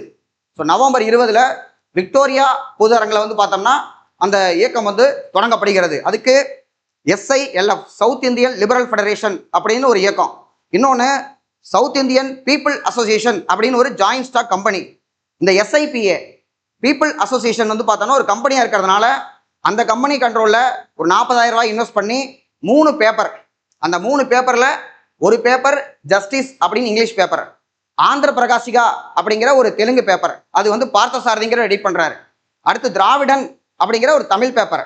இந்த திராவிடன் பேப்பர் வந்து பார்த்தோம்னா பக்தவச்சலம் அப்படிங்கிறவர். இதில் ஜஸ்டிஸ் இங்கிலீஷ் பேப்பருக்கு யாரை கூப்பிட்றாங்கன்னா கருணாகர மேனன், திவான் பகதூர் கருணாகர மேனனை கூப்பிட்றாங்க. அவர் வரமாட்டேன் அப்படிங்கிறாரு. அப்போ டிஎம் நாயர் நானே பார்த்துக்கிறேன், கௌரவ ஆசிரியரா நான் இருந்துக்கிறேன் அப்படின்னு சொல்லிட்டு மூசி பூர்ணலிங்கம் அப்படிங்கிறவர் ஆசிரியரை வச்சுக்கிறாங்க. இதெல்லாமே தனித்தனியாக பொறுத்துக்க ஸ்டேட்மெண்ட் அங்கங்கே கேட்டது. இப்படி வந்து பார்த்தோம்னா பத்திரிகைகள் வருது. இந்த ஜஸ்டிஸ் அப்படிங்கிற பத்திரிகையோட பேர் தான் அந்த கட்சிக்கான பேரா நிற்குது. அது நீதி கட்சி என்று அழைக்கப்படுகிறது. இப்படி நீதி கட்சி அப்படின்னு சொல்லி 1916 நவம்பர் 20 ஒரு கட்சியாக அது ஆரம்பிக்கப்பட்டுச்சு. இது ஆரம்பிச்சு கரெக்டா ஒரு மாசம் 1916 டிசம்பர் 20 பிட்டி தியாகராய செட்டியார் நான் பிராமின் மனிஃபெஸ்டோ, பிராமணர் அல்லாதோர் அறிக்கை அப்படின்னு சொல்லி ஒரு அறிக்கையை வந்து வெளியிடுறார். அதுல பிராமணர்களுக்கு, நான் பிராமணர்களுக்கு இடஒதுக்கீடு வேணும் அப்படிங்கிறத வலியுறுத்துறார். இதுக்கப்புறம் இதற்கு அடுத்த ஆண்டு 1917 இந்த நீதி கட்சியினுடைய முதல் மாவட்ட மாநாடு மொத்தம் 6 மாவட்ட மாநாடு நடக்குது. இதுல முதல் மாநாடு அப்படின்னு பார்க்கும்போது 1917 ஆகஸ்ட் மாதம் 19ஆம் தேதி ஒப்பனக்கார வீதி கோயம்புத்தூர் நடக்குது. தலைமை தாங்கிறவர் பனகல் ராமராய நிங்கர் அப்படிங்கிறவர் தலைமை தாங்கிறார். 19ஆம் தேதியும் 20ஆம் தேதியும் அந்த மாநாடு முடியுது. அதே 20ஆம் தேதி அங்கே மாநாடு முடிகிற அன்னைக்கு ஆகஸ்ட் 20ஆம் தேதி மாண்டேகருடைய அறிக்கை வெளிவருகிறது. மாண்டேகு அறிக்கை, இந்தியாவில் ஆங்கிலேயருடைய நோக்கம் படிப்படியாக பொறுப்பு வாய்ந்த அரசு ஏற்படுத்தப்படும் அப்படிங்கிறத மாண்டேகு அறிக்கையில் வந்து வெளிப்படுத்தப்படுகிறது. அப்போ இதே ஸ்பிரிட்டோட கோயம்புத்தூர்ல முதல் மாநாடு முடிச்சுட்டு அடுத்து வந்து பார்த்தோம்னா செகண்ட் மாநாடு பிகாவலே, அங்கிருந்து அப்படியே புலிவந்துலா, அதுக்கப்புறம் பெசவடா அப்படின்னு ஆந்திரா பகுதியில் பிகாவலே, புலிவந்துலா, பெசவடால 3 மாநாட்டை முடிச்சுட்டு அடுத்து அப்படியே நேரா திருநெல்வேலி வந்து அங்க ஒரு மாநாடு, கடைசியா சேலம். இப்படி ஆகஸ்ட்ல இருந்து டிசம்பருக்குள்ள 6 மாநாட்டை முடிச்ச கட்சி தான் அந்த நீதி கட்சி. மாவட்ட மாநாடுகளை முடிச்சுட்டு அடுத்து டிசம்பர் மாதம் நேரா சென்னை வந்துடுறாங்க. சென்னை வந்து முதல் மாநில மாநாடு வெலிங்டன் திரையரங்கில் நடத்தப்படுகிறது. அதுல தான் வந்து பார்த்தோம்னா அரசியல் போர் துவங்கி விட்டது. ஓயாது உழையுங்கள், இன்னைக்கு நீங்க உழைக்கிற உழைப்புக்கு பலன் கிடைக்காம போலாம், எதிர்கால சந்ததிகள் கண்டிப்பாக நிச்சயமாக இதை அறுவடை செய்வார்கள் அப்படிங்கிற அறைகோளோட அந்த மாநாடு வந்து 1917 டிசம்பர் மாதம் முடிவெறுகிறது. இதுக்கு காங்கிரஸ் கவுண்டர் பண்றதுக்கு ஆகஸ்ட் 20ஆம் தேதி அங்க அவங்க ஆரம்பிச்சோடனே அதுக்கு அடுத்த மாதம் September 20 1917 Madras presidency association MPA அப்படின்னு ஒன்று ஏற்படுத்தப்பட்டது. டிஎன்பிசியில் இது வரைக்கும் எம்பியோட அப்ரிவேஷனை தப்பா கேட்டிருக்காங்களே தவிர MPA எந்த வருஷம் ஆரம்பிக்கப்பட்டது, யாரெல்லாம் ஃபவுண்டர்னு கேட்கல. இனிமே கேட்கறதுக்கான வாய்ப்பு அது வந்து இருக்கு. MPA ஆரம்பிச்சது யார் அப்படின்னு பார்த்தோம்னா நீதி கட்சியினுடைய பரம எதிரியான கேசவ பிள்ளை அப்படிங்கிறவர் ஆரம்பிச்சாரு. அவரு தலைவர். துணைத் தலைவராக ராமசாமி, அப்ப அவரு பெரியார். அப்ப அவரு பெரியாரும் இல்லை, காங்கிரஸ்லயும் இல்லை, பொதுவா எல்லாத்துக்குமே நண்பர்களாக வரதராஜலு நாயுடு, ராஜகோபாலாச்சாரி இவங்களுக்கெல்லாம் நண்பராக இருந்துகிட்டு இருந்தவர். அப்போ அவர் வந்து மெட்ராஸ் பிரசிடென்சி அசோசியேஷன்ல ஒரு துணைத் தலைவர் அப்படிங்கிறதுல சேர்றாரு. அவர் மட்டும் இல்லாம ஜார்ஜ் ஜோசப் துணைத் தலைவர் ரேங்க்ல இருக்காரு. அடுத்து உறுப்பினர்களா இருக்கவங்கல்ல வரதராஜலு நாயுடு, திருவிகா இவங்கெல்லாம் முக்கியமானவங்க. இவங்க எல்லாருமே காங்கிரஸ்ல இருப்பாங்க. காங்கிரஸ்ல இருந்துகிட்டே அதுக்குள்ள இருக்கக்கூடிய பிராமணர் அல்லாதவர்கள். அப்ப நீதி கட்சியை கவுண்டர் பண்றதுக்காக காங்கிரஸ்ல இருக்கக்கூடிய ஒரு பிரிவு, பிராமணர் அல்லாத ஒரு பிரிவு தான் இந்த மெட்ராஸ் பிரசிடென்சி அசோசியேஷன். ஆக மொத்தம் இவங்களுக்கும் அவங்களுக்கும் அந்த மாதிரி முட்டிட்டு நிற்குது. இப்ப இந்த நீதி கட்சிக்கான முக்கியமான ஒன்று என்னன்னா, அடுத்து மாண்டேகு சொன்ன மாதிரி தேர்தல் வந்துச்சுன்னா, அதாவது படிப்படியாக பொறுப்பு வாய்ந்த அரசுன்னு சொல்றாரு. என்னமோ ஒன்று தேர்தல் வைக்க போறாங்க, எலெக்ஷன் நடக்க போகுது, ஆனா நமக்கு தான் ஓட்டு போட மாட்டாங்களே, ஏற்கனவே இந்த மாதிரி தான் தேர்தலில் நம்ம நின்னோம், பிராமணர் அல்லாதவர்கள் நமக்கு சப்போர்ட் பண்ணல, அப்படின்னா நமக்கு என்ன தேவை, இடஒதுக்கீடு இருந்தால் மட்டும்தான் நம்மளால தேர்தலில் வெற்றி பெற முடியும் அப்படின்னு முடிவு பண்றாங்க. இன்னைக்கு இருக்கக்கூடிய தமிழ்நாடு சட்டமன்றத்தில் 234 தொகுதிகள் இருக்குன்னா அதுல 44 தொகுதிகள் ஷெட்யூல் காஸ்ட் ஒதுக்கப்பட்டது, 2 தொகுதிகள் ஷெட்யூல் ட்ரைப் ஒதுக்கப்பட்டது. அப்ப அன்னைக்கு வந்து பார்த்தோம்னா இடஒதுக்கீடு அப்படிங்கிறது ரொம்ப முக்கியமான ஒன்றா இருக்கு. அப்ப மாண்டேகு 17 ஆகஸ்ட்ல அறிக்கை கொடுத்தவர் டிசம்பர் மாசம் மெட்ராஸ் பக்கம் வந்தோடனே ஓடி போய் மாண்டேயை போய் பார்க்குறாங்க. ஓ கந்தசாமி செட்டியார் தலைமையில நீதி கட்சி, கேசவ பிள்ளை மெட்ராஸ் பிரசிடென்சி அசோசியேஷன் சார்பா அவரும் போறாரு. 2 பேரும் போயிட்டு 2 பேருமே இடஒதுக்கீடு வேணும் தான் கேட்கறாங்க. இப்படி கேட்கும் பொழுது மாண்டேகோ அதெல்லாம் கொடுக்க முடியாது போங்க அப்படின்றார். இதுக்கப்புறம் 1918 என்ன பண்ணுவாங்கன்னா, ஏன்னா 17 டிசம்பர் அங்கே 17 முடிஞ்சு போச்சு, 18 வந்துருச்சு. இப்படியே விட்டா மாண்டேக என்னத்தையாவது உன்னை கொலை பேப்பான், நாம போய் இடஒதுக்கீடு கேட்டே ஆகணும்னு சொல்லிட்டு தஞ்சாவூர்ல ஒரு கூட்டத்தை போட்டு நீதி கட்சி ஒரு முடிவு கொடுறாங்க. என்ன அப்படின்னம்னா, நம்முடைய நாயரை லண்டன் அனுப்புவோம். அப்ப நாயர் லண்டன் ஹாஸ்பிட்டல்ல எல்லாம் க்ளோஸ் பண்ணிட்டாரு. உடம்பு சரியில்லை, வார் டைமா வேற இருக்கு, இங்கிலாந்து போக பர்மிஷன் வேற யாருக்குமே தரமாட்டாங்க. நாயரால் மட்டும்தான் லண்டன் போக முடியும், நாயருக்கு மட்டும்தான் லண்டன்ல கனெக்ஷன் இருக்கு. அங்க வந்து எடின்பர்க்ல இருக்கக்கூடிய ஹாஸ்பிட்டல்ல நாயரை பார்க்கறதுக்காக வெள்ளக்காரன் வரிசையில் உட்காந்து பார்ப்பான். அந்த காலத்து பிரிட்டிஷ் பீரியட்லயே பிரிட்டிஷை வெயிட் பண்ணி பார்க்க வச்சவர் நாயர், அவ்வளோ பெரிய டாக்டர் அவரு. அப்ப அந்த நாயரை நாம லண்டன் அனுப்பிச்சோம்னா அங்க இருக்கக்கூடிய பிரிட்டிஷ் பார்லிமெண்ட்ல இருக்கக்கூடிய உறுப்பினர்கள்ட்ட எல்லாம் பேசி நமக்கு தேவையான இடஒதுக்கீடு நாயர் வாங்கி தருவாரு அப்படிங்கிற நம்பிக்கையில தஞ்சாவூர்ல ஒரு மனதா ஒரு தீர்மானம் நிறைவேற்றி நாயரை வந்து லண்டன் அனுப்புறோம் அப்படிங்கிறாங்க. ஆரம்பத்தில் பர்மிஷன் தர மாட்டேங்கிறாங்க, அதுக்கு அன்னிபெசன்ட் தான் காரணம் அப்படிங்கிறாங்க. அதுக்கப்புறம் பர்மிஷன் கொடுக்குறாங்க. லண்டன் போனதுக்கு அப்புறம் ட்ரீட்மெண்ட் மட்டும்தான் எடுத்துக்கணும், ஏன்னா அப்ப டாக்டரா போல நோயாளியா போறார். ட்ரீட்மெண்ட் மட்டும்தான் எடுத்துக்கணும், யாரையும் நீங்க சந்திக்க கூடாது பேசக்கூடாது அப்படிங்கிறாங்க. லண்டன் போயும் எனக்கு இந்த வாய்ப்புட்டா அப்படின்னு டிஎம் நாயருக்கு நடந்த இந்த அநீதியை அங்க இருக்கக்கூடிய மெம்பர் 2 பேர் பார்லிமெண்ட்ல பேச, இங்கிலாந்து பார்லிமெண்ட்ல உடனே முதல்ல அவர் என்னதான் சொல்ல வர்றான்னு கேட்போம், அவருக்கு வந்து பேச அனுமதி கொடுங்கன்னு சொல்லவும் நாயர் எல்லாத்தையும் சந்திச்சு பேசுறாரு. கடைசியா நாயர் பேச்சை கேட்டு ஒரு கமிட்டி போறோம்னு சொல்லிட்டு சவுத் பரோன்னு ஒரு கமிட்டி போடுறாங்க. சவுத் பரோ கமிட்டியில இந்தியர்கள் 2 பேரை சேர்த்து வச்சிருக்காங்க. அந்த 2 பேர்ல VS சீனிவாஸ் சாஸ்திரியார் உட்காந்துருக்கிறாரு. ஏன்னா எந்த சாஸ்திரி என்ன தோக்கடிச்சாரோ அவரை கூட்டு போய் கமிட்டியில் வச்சிருக்கீங்க. சரி, இன்னொருத்தராவது நான் பிராமினா இருப்பார்னு பார்த்தா சுரேந்திரநாத் பானர்ஜி உட்காந்துருக்காரு, அவரும் பிராமின் தான். 2 பேருமே பிராமினை உட்கார வச்சுட்டு என் பிரச்சனை உங்களுக்கு புரியாதுப்பா, அதனால இந்த கூட்டத்தை நான் புறக்கணிக்கிறேன், சவுத் பரோல நான் கலந்துக்கல அப்படின்னு டிஎம் நாயர் சொல்லிடுவார். அதுக்கப்புறம் சரி என்ன பண்றது அப்படின்னு பார்க்கும் பொழுது ஒரு ஜாயின்ட் செலக்ட் கமிட்டி கூட்டு தேர்வுக்குழு அமைக்கப்படும். இந்த கூட்டு தேர்வுக்குழு 19 ஜூலை மாசம் 22ஆம் தேதி கூடுறதா இருக்கு. இன்னைக்கு 21, நாளைக்கு 22, அந்த தேதியில கூடுறதா இருக்கு. ஆனால் அதுக்கு 5 நாளைக்கு முன்னாடி ஜூலை 17ஆம் தேதி நாயர் இறந்துருவார். அப்ப ரிப்போர்ட் எல்லாம் நாயர் ரூம்ல போட்டபடி இருக்கு. யாரு போய் ஜாயின்ட் செலக்ட் கமிட்டியில கொடுக்கறது? ஏற்கனவே இந்த கூட்டத்தில் கலந்துக்கிறதுக்காக இங்க இருந்து நீதி கட்சி சார்பாக ஒரு 4 பேர் போயிருக்காங்க. ஏன்னா நமக்கு 18ஓட வாரம் முடிஞ்சு போச்சு.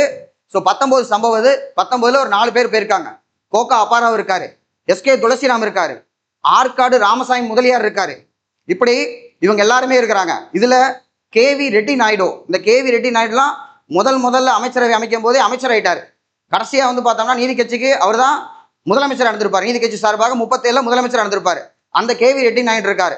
இப்படி இந்த 4 பேர் அங்க போக, இந்த 4 பேத்துல நாயர் இறந்து போகவும் அங்கேயே அடக்கம் பண்ணிட்டு நாயர் சார்பாக KV Reddy Naidu joint select கமிட்டியில கலந்துக்கிட்டார்.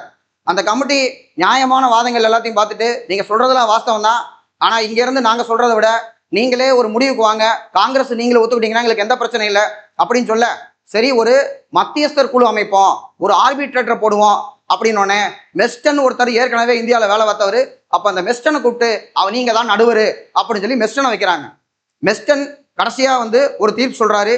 அதாவது மொத்தம் 127 இடம், இந்த 127 இடத்துல 98 இடம் மட்டும்தான் எலெக்ஷன்ல நின்று ஜெயிக்க முடியும். இந்த 98ல 33 பிரிட்டிஷே ரிசர்வ் பண்ணிட்டான். அந்த 33 ஆங்கில இந்தியர்கள், தாழ்த்தப்பட்டவர்கள், முஸ்லீம் அப்படி இப்படின்னு ரிசர்வ் பண்ணிட்டான். மீதி எலெக்ஷன் அப்படின்னு இருக்கக்கூடியது பொதுவா இருக்கக்கூடியது 65. இந்த 65 அப்படிங்கிற ஒரு இடத்துக்கு தான் நம்ம வந்து கேட்கிறோம். இந்த 65ல எவ்வளவு வந்து ரிசர்வ் பண்ணி தருவீங்க அப்படின்னு கேட்கும்போது அதுல 28 இடங்கள் கொடுக்கப்பட்டது. இந்த 28 இடங்கள் மொத்தமா 65 இடங்கள் வந்து ஓப்பன்ல இருக்கு. 98க்குமே நம்ம போட்டி போடலாம். 98ல ரிசர்வேஷன் ஆல்ரெடி 33, அந்த 33 போக 65 பொது பிரிவுல 28 இடங்கள் வந்து பிராமணர் அல்லாதோருக்கு என்று ஒதுக்கப்பட்டு முதல்ல அந்த 28 அப்படிங்கிற ஒரு அச்சீவ்மெண்டா இவங்க உள்ள போறது கொண்டு வாங்குறாங்க. தேர்தல் நடக்குது.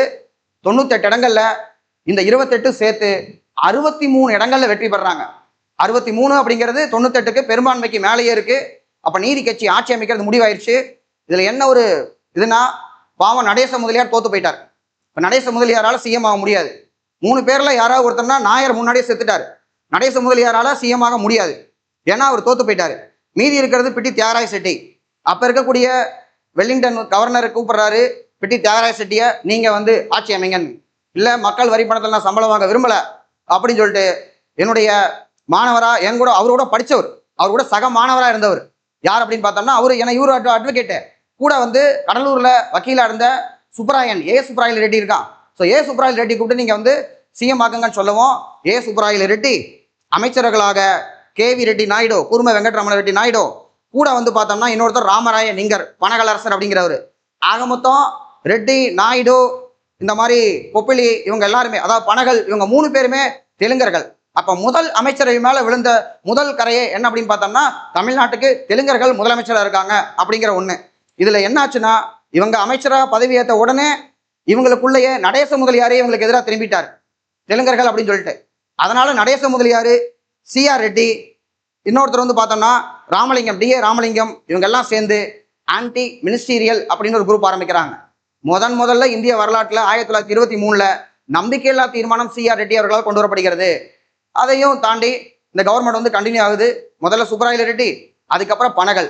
அன்னைக்கெல்லாம் 3 வருஷம் தான் ஆட்சி இருக்க முடியும். இந்த 3 வருஷத்துக்கு அப்புறமா திரும்பி தேர்தல். 1923 தேர்தல் நடைபெறுகிறது. அப்ப சத்தியமூர்த்தி வந்து இங்க ஃபேமஸா இருக்காரு. அவர் வெள்ளிநாக்கு நாவலர். 1918 காஞ்சிபுரத்துல ஒரே ஒரு மாநாட்டில் தெரிக்க விட்டாரு. அன்னிபெசண்டையும் சரோஜினி நாயுடு ஸ்டேஜில் உட்கார வச்சு 2 பேத்தையுமே பயங்கரமா திட்டார். அப்படிப்பட்ட பேச்சு யாருமே பேசினதில்லை. ஒரே நேரத்தில் ஃபேமஸ் ஆனவர் அவரு தான். அதுக்கப்புறம் பார்த்தோம்னா காங்கிரஸ் சார்பாக லண்டன்லாம் போயிட்டு வரணும் பேசணும் அப்படின்னா அவர் தான், வெள்ளிநாக்கு நாவலர் தான். அப்போ அவர் வந்து சுயராட்சி கட்சி சிஆர் தாஸும் மோதிலால் நேரு அங்கே ஆரம்பிக்கும் போது இங்கே வந்து போட்டியிடும் போது அவர் ஒரு டஃப் கொடுக்குறாரு. 23 11 சீட்டை நம்ம ஜெயிக்கிறாரு. அதுக்கப்புறம் இருந்தாலும் 23 பனகல் முதலமைச்சர், 26 வரைக்கும் பிரச்சனையில போயிடுச்சு. 26 நம்முடைய சுயராட்சி கட்சி 40க்கு மேலே செக்யூர் பண்ணிருச்சு. ஆனாலும் யாருக்குமே பெரும்பான்மை இல்லாமல் போயிடுச்சு. அப்போ 26 சுப்பராயன் அப்படிங்கிறவர் ஏற்கனவே நீதி கட்சியிலிருந்து வெளியே வந்தவர். அந்த சிஆர் ரெட்டி நடேச முதலியாருடைய அந்த குரூப்ல இருந்தவர், நம்பிக்கையில்லா தீர்மானம் கொண்டு வந்த குரூப்ல அவர் ஒருத்தர். அப்ப இவர் வந்து பார்த்தோம்னா முதலமைச்சர் ஆகிறாரு 1926. 4 வருஷம் அவருடைய காலகட்டம். இதுல நடந்த ஒரு சம்பவம் என்னன்னு பார்த்தோம்னா 1927 சைமன் கமிஷன் அப்பாயின் பண்ணப்படுகிறது. 28 சென்னை வர்றாங்க.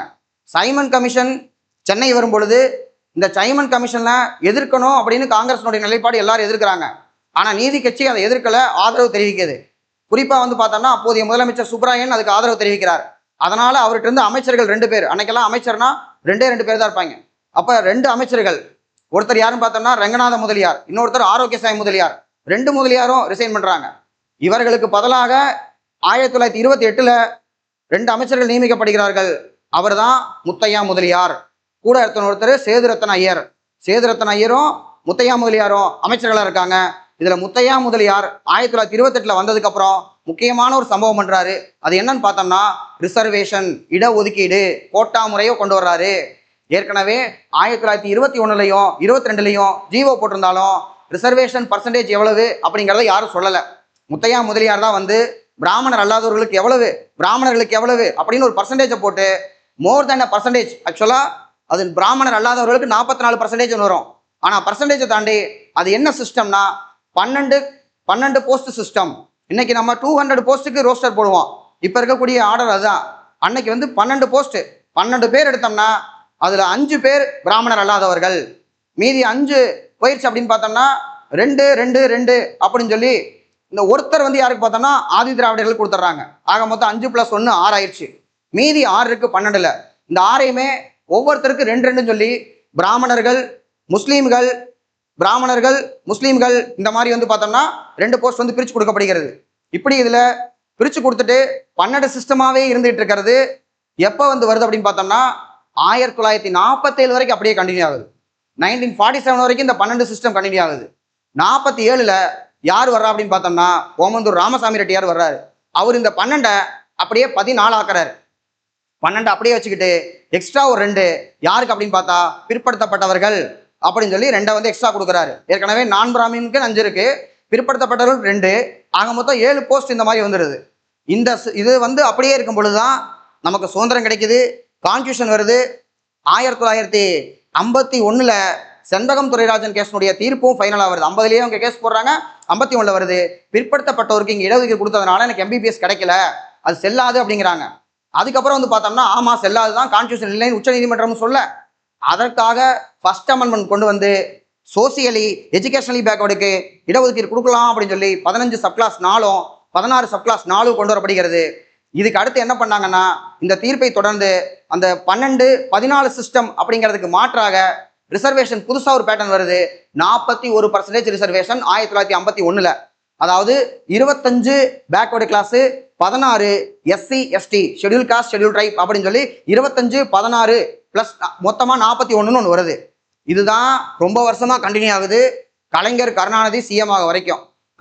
கலைஞர் கருணாநிதி சிஎம் ஆகும் பொழுது அவர் 69லயே சட்டநாதன் அப்படின்னு சொல்லி ஒரு கமிஷன் அப்பாயின் பண்றாரு. அந்த கமிஷன் ஒரு ரெக்கமெண்டேஷன் தர்றாங்க, 70லயே கொடுத்துட்றாங்க. 70ல் இவர் என்ன பண்றாருன்னா, அந்த 25 அப்படிங்கிறத 31ஆவும் 16 அப்படிங்கிறத 18ஆவும் உயர்த்துறாரு. ஆக மொத்தம் 31 18 ரெண்டு சேர்ந்தா 49% ரிசர்வேஷன் தமிழ்நாட்டில் 1970ல் கலைஞர் கருணாநிதி. இது அப்படியே கண்டினியூ ஆகுது. எம்ஜிஆர் சிஎம் ஆகிறாரு 77ல். 79ல் என்ன பண்றாருன்னா, இந்த பேக்வர்டு கிளாஸ் ரிசர்வேஷன் 31% அப்படியே வச்சுக்கிட்டு இவர் என்ன பண்றாரு அப்படின்னு பார்க்கும்பொழுது, ஏற்கனவே அந்த சட்டநாதன் கொடுத்த ரெக்கமெண்டேஷன் தான் இன்கம் கிரைட்டீரியா வைக்கணும். பேக்வர்டு கிளாஸ்லயே உயர் வகுப்பா இருக்கிறவங்களுக்கு ரிசர்வேஷன் கொடுக்கக்கூடாது. ஆண்டு வருமானம் 9000 ரூபாய்க்கு மேல இருந்தாங்கன்னா அவங்களுக்கு ரிசர்வேஷன் இல்லைன்னு ஒரு பிரச்சனையை கிளப்புறாரு. அதுக்கு பயங்கரமான போராட்டம். அன்னைக்கு இருக்கிற டிஎம்கே வந்து கடுமையான எதிர்ப்பு தெரிவிக்கிறாங்க. நாங்கள் அரசாணையை எரித்து சாம்பல் அனுப்புவோம் அப்படிங்கிறாங்க. நீங்க சாம்பலை கொண்டாங்க, எங்களுக்கு நிறைய செடி இருக்கு, நாங்கள் செடிக்கு போடுவோம் தலைமைச் செயலகத்தில் அப்படிங்கிறாங்க. இதெல்லாம் போக 1980 எலெக்ஷன்ல எம்ஜிஆர் பார்லிமெண்ட் எலெக்ஷன் லோக்சபா எலெக்ஷன்ல தோக்குறாரு. அந்த தோல்வி அது உடனே இம்மீடியட் ரெஸ்பான்ஸா தமிழ்நாட்டில் ஆட்சி கலைப்பு நடக்குது. அதனால எம்ஜிஆர் என்ன பண்றாருன்னா, தோல்வி வந்த உடனே இப்படி நடக்கும்னு தெரிஞ்சுட்டு அதை விட்ரா பண்ணிட்டு பேக்வர்டு கிளாஸ் ரிசர்வேஷன் 31ல் இருக்கிறத 50 அப்படின்னு கொண்டு போறாரு. அப்ப 50 + 18 68 அப்படின்னு வருது. இப்படி வரும் பொழுது இது வந்து தப்பு, இதுக்கு நீங்க என்ன பேசிஸ்ல பண்றீங்க, இது வந்து மக்களுடைய பாப்புலேஷன் எவ்வளவு இருக்கு அதை ஜஸ்டிஃபை பண்ணணும் அப்படின்னு சொல்லும் பொழுது அதற்காக எம்ஜிஆர் என்ன பண்றாருன்னா 1982ல் ஒரு கமிஷன் அப்பாயின் பண்றாரு. அது தமிழ்நாட்டுடைய 2வது backward class commission, that is Ambashankar commission அப்படின்னு சொல்றாங்க. இந்த அம்பாசங்கர் தலைமையில் அமைக்கக்கூடிய கமிஷன் எக்ஸ்டென்சிவ் சர்வே, நிறைய சர்வேலாம் பண்ணி தமிழ்நாட்டில் பிற்படுத்தப்பட்டவருடைய சதவீதம் எவ்வளோன்னா 67% இருக்கு. 67 மொத்த மக்கள் 100 பேர்னா அது 67 பேர் பேக்வர்டு கிளாஸ். 67 பேர் இருக்கக்கூடிய ஸ்டேட்ல 50% ரிசர்வேஷன் கொடுத்தா பரவாயில்ல அப்படிங்கிற ஜஸ்டிஃபிகேஷன் இன்னைக்கு வரைக்கும் அம்பாசங்கரோட ரிப்போர்ட்ல தான் ரிசர்வேஷனே நின்றுகிட்டு இருக்கு. ஸோ 82ல் போட்டது 85ல் ரிப்போர்ட் வருது. இப்போ ஒரு டிமாண்ட் என்ன அப்படின்னு பார்த்தோம்னா, இந்த 50% இருக்கக்கூடிய பேக்வர்டு கிளாஸ்ல மோஸ்ட் பேக்வர்டு கிளாஸ் அப்படின்னு சொல்லி தனியா ஒரு கேட்டகரி வேணும் அப்படின்னு சொல்லிட்டு இப்ப இருக்கக்கூடிய பாமக நிறுவனர் ராமதாஸ் அவர்கள் அப்போ பயங்கரமான ஒரு கோரிக்கை வைக்கிறாரு. அந்த கோரிக்கையை நிறைவேற்றுறதுக்கு 1987ல் எம்ஜிஆர் வந்து பார்த்தோம்னா டிசம்பர் 24ஆம் தேதி இறந்துருவாரு. செப்டம்பர் மாதம் அவர் சொல்றாரு, நீங்க வந்து இந்த கோரிக்கை நிறைவேற்றலைன்னா மொத்த ஹைவேஸ் பிளாக் ஆயிரும் அப்படிங்கிறாரு. சொன்ன மாதிரியே மரங்களை வெட்டி ஹைவேஸ்ல போட்டு அன்னைக்கு தமிழ்நாடே 2ஆ போயிடுச்சு. வடக்க யாருமே வர முடியாது. அந்த அளவுக்கு ஒரு பெரிய பாதிப்பை வந்து ஏற்படுத்திட்டாரு. ஆனா எம்ஜிஆரால் அதை பண்ண முடியல. எம்ஜிஆர் இறந்துட்டாரு. ஜானகி ராமச்சந்திரன் சிஎம் ஆனாங்க. ஆட்சி கலைக்கப்பட்டது. கவர்னர் ஆட்சி வந்துச்சு. திரும்ப தேர்தல் நடந்தது. கலைஞர் கருணாநிதி முதலமைச்சர் ஆனாரு. 1989ல் அவர் வந்து தான் அந்த 50 அப்படிங்கிறதுக்குள்ள 20 மோஸ்ட் பேக்வர்டு கிளாஸ் அப்படின்னு சொல்லி 89ல் பிரிக்கிறார். அப்படி பிரிச்ச உடனே ஹைகோர்ட்ல இருந்து ஒரு தீர்ப்பு வருது. அந்த ஹைகோர்ட்டோ சுப்ரீம் கோர்ட்டோ ஒரு தீர்ப்பு வருது. அதுல என்ன சொல்றாங்கன்னா, ஷெட்யூல் ட்ரைப்புக்கு நீங்க 18 நம்ம வச்சிருக்கிறோம் பொதுவா, அதுல இருந்து ஷெட்யூல் ட்ரைப்புக்கு தனியா ஒதுக்கி தரணும் அப்படிங்கிறாங்க. அதனால இந்த 50ல இருந்து 30 20 அப்படின்னு இருக்கட்டும், 18ல இருந்து +1 போட்டு ஷெட்யூல் ட்ரைப்புக்கு ஒன்று கொடுத்துருவோம் சொல்லிட்டு 69% ரிசர்வேஷன் அப்படிங்கிறது 1990ல இருந்து தமிழ்நாட்டில் இருக்குது. இப்படி இருக்கும் பொழுது 1992ல் மண்டல் கேஸ் வருது. 49க்கு மேல போகக்கூடாது அப்படிங்கிறாங்க. இதை பாதுகாக்கிறதுக்கு வழியே இல்லையா அப்படின்னு சொல்லும்போது அன்னைக்கு வந்து பார்த்தோம்னா ஜெயலலிதா அம்மா வந்து சிஎம் இருக்காங்க 91 96. அவங்க தான் 1994ல் 69வது சட்ட திருத்தம் போட்டு 76வது சட்ட திருத்தம் போட்டு 76th amendment 76th amendment 69% reservation அதை கொண்டு போய் 9வது அட்டவணையில் பிளேஸ் பண்றாங்க. இப்போ வரைக்கும் அது அப்படியே இருந்துட்டு இருக்கு. 2011ல் ஒரு ஜஸ்டிஃபிகேஷன் பேப்பர் வந்து யாருன்னு பார்த்தோம்னா ஜனார்த்தனன் அப்படிங்கிறவர் Tamil Nadu backward class commission chairman இருந்தார். ஜஸ்டிஸ் அவருடைய தலைமையில தான் 2011 ஜூலை மாதம் ஒரு ஜஸ்டிஃபிகேஷன் கொடுக்கப்பட்டது. அதுல இந்த அம்பாசங்கர் சொன்ன 67% தமிழ்நாடு பாப்புலேஷன் தெளிவா இருக்குது. இன்னைக்கு வந்து பார்த்தோம்னா நமக்கு எம்பிசிக்குள்ள வன்னியர்களுக்கு மட்டும் தனியார் ஒதுக்கீடு அப்படிங்கிற கோரிக்கை இருக்கு. அதுக்கு சாதிவாரி கணக்கெடுப்பு தேவை, எவ்வளவு பர்சன்டேஜ் இருக்கிறோம்னு தெரியணும், அதுக்கு அந்த கணக்கெடுப்பு தேவை அப்படிங்கிற இடத்துல போயிட்டு இருக்கு. ஆக மொத்தம் இப்ப அரசியல்ல இருந்து ரிசர்வேஷன் வரைக்கும் ஒரு லிங்க் பண்ணிட்டோம்.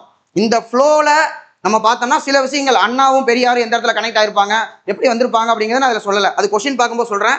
ஸோ மேக்ஸிமம் இந்த ஸ்டோரி ஃபுல்லாவே நான் சொல்லிட்டேன். இனிமேல் கொஸ்டின்ல நம்ம சொல்றதுக்கு எதுவுமே இருக்காது, பார்த்து டக்கு டக்குன்னு அடிச்சுட்டு போயிடலாம். முதல் கேள்வி வந்து பார்த்தீங்கன்னா 1919 மாண்டகு செம்ஸ்போர்டு சீர்திருத்த சட்டத்திற்கு பிறகு மதராஸ் மாகாணத்தில் இடஒதுக்கீடு தொடர்பான பிரச்சனையை தீர்க்க மெஸ்டன் தீர்ப்பு கொடுக்கப்பட்டது. எஸ், மெஸ்டன் தீர்ப்பு 1920. அதுதான் 28 இடங்கள் சொன்னாங்க. மெஸ்டன் தீர்ப்பின்படி 98ல் 63 இடங்கள் பிராமணர்கள் கிடையாது, 98ல் 65 பொது இடம். இந்த 65க்கு 28 தான் இவங்க கொடுத்தது. 28 என்பதுதான் முதல்ல அவங்களுக்கு கிடைச்ச அந்த வெற்றி. அதாவது ரிசர்வேஷன் முத்தையா முதலியார் 1928ல் கொண்டு வந்தாருன்னா அதுக்கு முன்னாடி அந்த சட்டமன்றத்துக்குள்ள போறதுக்கு 28 பேருக்கு நம்ம ரிசர்வேஷன் வாங்குறோம். இந்த ரிசர்வேஷன் எம்எல்ஏக்களுக்கு, அன்னைக்கு எம்எல்சிக்களுக்கு. இதுக்கப்புறம் முத்தையா முதலியார் கொடுத்தது வேலை வாய்ப்பு மற்றும் கல்வி ரிசர்வேஷன். அப்ப ரெண்டாவது தப்பு. அடுத்தது திருவல்லிக்கேணியிலிருந்து தேர்ந்தெடுக்கப்பட்ட 12 ஆண்டுகள் சென்னை மாநகராட்சி உறுப்பினராக பணியாற்றினார். முதல்வர் பெண் மருத்துவர், கைசரி ஹிந்து, இதெல்லாம் பார்த்தோன்னே டிஎம் நாயர் அப்படிங்கிறது நமக்கு தெரிஞ்சிருச்சு. ஸோ அடுத்தது, அதாவது கொஸ்டின் வந்து லென்த்தியாக இருக்கணுங்கிறதுக்காக அந்த மாதிரி வச்சேன். எப்போவுமே குரூப் 1லயோ குரூப் 2லயோ நமக்கு லென்த்தி கொஸ்டின் வைப்பாங்க, சிம்பிளான ஆன்சராக இருக்கும், பட் வந்து நம்ம டைம் அது சாப்பிடும், அந்த மாதிரி கொஸ்டினாக இருக்கும். 1916ஆம் ஆண்டு பிராமணர் அல்லாதவர் பிரகடனம் வெளியிட்டார். இது பிரகடனம்னு சொன்ன உடனே பிடி தியாகராஜ செட்டியார்னு வந்துடும். இவர் வந்து பார்த்தோம்னா சிஎம் ஆகணும்னு சொன்னே சிஎம் ஆக மாட்டார், ஆனால் சென்னை மேயர் ஆயிடுவார். மேயர் ஆகும்பொழுது அவர் 1921ல் 1000 விளக்கு பகுதியில் மதிய உணவு திட்டத்தை கொண்டு வந்திருப்பார். இதுக்கு அடுத்த வருஷம் 22ல் அரசாங்கமே அதுக்கான செலவு ஏற்றுக்கிறேன்னு சொல்லி சொல்லும். ஆனால் வந்து பார்த்தோம்னா ஆடிட்டு தணிக்கையில் வந்து கொஞ்சம் பிரச்சனை அப்படின்னு சொல்லிட்டு அதை நிறுத்திடுவாங்க. அதுக்கப்புறம் தான் அதை வந்து பெருந்தலைவர் காமராஜர் 1956ல் மதிய உணவு திட்டமாக செயல்படுத்துவார். 1982ல் சத்துணவு திட்டமாக புரட்சித் தலைவர் எம்ஜிஆர் வந்து பார்த்தோம்னா செயல்படுத்துவார். ஸோ இப்போ இந்த நம்ம பிடி தியாகராயர் என்னன்னா, மேயராக இருக்கும்போது வேல் சிலவரசர் வந்திருக்காரு, கேனாட் கோமகன், அவரை போய் நீங்கள் வரவேற்கணுன்னே சரி நான் போய் வரவேற்கிறேன் அப்படிங்கிறாரு. ஆனால் நீங்கள் வந்து கருப்பு கோட்டு தான் போட்டு போகணும் அப்படிங்கிறாங்க. கருப்பு கோட்டு தான் போட்டு போகணும்னா நான் வரவேற்கே போல, துணை மேயர் இருக்காரு கூட்டு போங்க. நான் வந்து எப்போவுமே புரோட்டோக்கால் தெரியுமா, எனக்கு வந்து புரோட்டோக்காலாம் கிடையாது. நான் வெள்ளை கோட்டு, வெள்ளை வேட்டி, அதான் பட்டில் இருக்கக்கூடிய அந்த வெள்ளை வேட்டி, பட்டு சரிகை போட்ட தலைப்பாக, எப்போவுமே அப்படித்தான் இருப்பார். அதனால தான் அவருக்கு பேர் வெள்ளுடை வேந்தர். அப்படித்தான் போனார் அவரு. ஸோ பிடி தியாகராய செட்டி. அடுத்தது, ஒவ்வொரு பிரச்சனையும் பிராமண கண்ணாடி மூலம் பார்ப்பது அரசாங்க அரசியலுக்கு ஏற்றதல்ல. இது வந்து இந்த ஒரு இது பார்த்தோம்னா நமக்கு நீதி கட்சி அப்படின்னு ஆரம்பிக்கும் போது அந்த முதல் பக்கத்திலேயே 1854 128 ஸ்டாண்டிங் ஆர்டர், அன்னைக்கு ரெவன்யூ போர்டுன்னு ஒன்று இருக்கும். அந்த ரெவன்யூ போர்டுடைய ஸ்டாண்டிங் ஆர்டர்ல மாவட்ட ஆட்சியர்களுக்கு ஒரு அறிவுறுத்தல் கொடுக்கப்படுகிறது. அதாவது டிஸ்ட்ரிக்ட்ல நீங்க ஃபில் பண்ணக்கூடிய போஸ்ட்ல பிராமின்ஸை மட்டுமே எடுத்து போட்டு ஃபில் பண்ணாதீங்க, அந்தந்த பகுதியில் யார் பெரும்பான்மையாக இருக்காங்களோ எல்லாத்துக்கும் நீங்க வந்து பார்த்தோம்னா ஒரு வாய்ப்பு கொடுங்க அப்படின்னு சொல்லி அதில் வந்து சொல்லப்பட்டது 1854 நிலையாணை. இது டிஎன்பிசில கேட்டாங்க. இதுக்கு அடுத்தது வந்து பார்த்தோம்னா 1871ல் நமக்கு வந்து கார்னிஷ் ரிப்போர்ட். கார்னிஷ் வந்து அன்னைக்கு மக்கள் தொகை மேற்பார்வையாளர், சென்சஸ் சூப்பரண்டன்ட் இருக்காரு. ஆக்சுவலாக முதல் கணக்கெடுப்பு 72 தான், ஆனால் 72ல் திடீர்னு அது நடந்து முடிஞ்சிடாது, 71லேயே அந்த ப்ரிப்பரேஷன் ஆரம்பிச்சிட்டாங்க. அப்போ மெட்ராஸில் 71லேயே கார்னிஷ் ரிப்போர்ட் கொடுத்துருக்காரு. அவர் என்ன சொல்றாருன்னா, அனைத்து பிரச்சனைகளையும் பிராமண கண்ணாடி மூலையே பார்க்கறத தவிர்க்கணும் அப்படின்னு சொல்லி அவர் வந்து சொல்லியிருக்காரு. அப்போ கார்னிஷோடைய அறிக்கை 1871. இதுக்கப்புறம் வந்து பார்க்கும்போது இந்த டெவலப்மெண்ட்ல 1895, இது வந்து 1895ல் 2 பேம்ப்ளெட், ஒரு துண்டு பிரசுரம் வெளியிடப்படுகிறது. அதுல வந்து பார்த்தோம்னா யாருடைய பேர் போட்டிருக்குன்னு பார்த்தோம்னா யார் பேருமே போடல. ஃபேர் பிளே, நடுநிலையாளர் அப்படிங்கிற பேர் மட்டும் தான் போட்டிருக்கு. இதோடைய பேர் வந்து பார்த்தோம்னா non Brahmin races and Indian public services அப்படின்னு சொல்லி ஒன்று போட்டிருக்கு. இன்னொன்று non Brahmin races amelioration ways and means அப்படின்னு சொல்லி போட்டிருக்கு. அதாவது நான் பிராமினுக்கான பிரச்சனைகள் என்ன அப்படின்னு ஒன்றும், பிரச்சனைகளுக்கான தீர்வு என்னங்கிற இன்னொன்னும், 2 பிரசுரம். ஆனால் பேரை போட்டு வெளியிட முடியல 1895ல். அதனுடைய பேர் வந்து பார்த்தோம்னா நடுநிலையாளர் அப்படின்னு சொல்லி இருக்கும் 1895. இதுதான் முன்னாடி இருக்கக்கூடிய 3 டெவலப்மெண்ட். இதுக்கப்புறம் தான் நமக்கு 1909ல் அப்படியே அந்த லிங்க் ஆயிரும் நம்ம சொன்ன சுப்பிரமணியமும் புருஷோத்தமனும் வரக்கூடியது. அடுத்து, திராவிட லெனின் என்று தந்தை பெரியாரால் அழைக்கப்பட்டவர். தந்தை பெரியாரால் திராவிட லெனின் என்று அழைக்கப்பட்டவர் டிஎம் நாயர். இந்த டிஎம் நாயரை வந்து பார்த்தோம்னா ஆப்போசிட்ல இருக்கக்கூடியவங்க மெட்ராஸ் பிரசிடென்ட் அசோசியேஷன் ஆகட்டும், காங்கிரஸ்காரங்களாகட்டும் ஆங்கில பித்தர் அப்படிம்பாங்க. ஏன்னா இவர் லண்டன்ல ஹாஸ்பிட்டல் வச்சிருக்கவர்.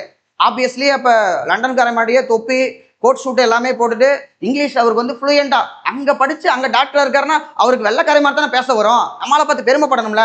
ஆனா ஆங்கில பித்தர் அப்படின்னாங்க.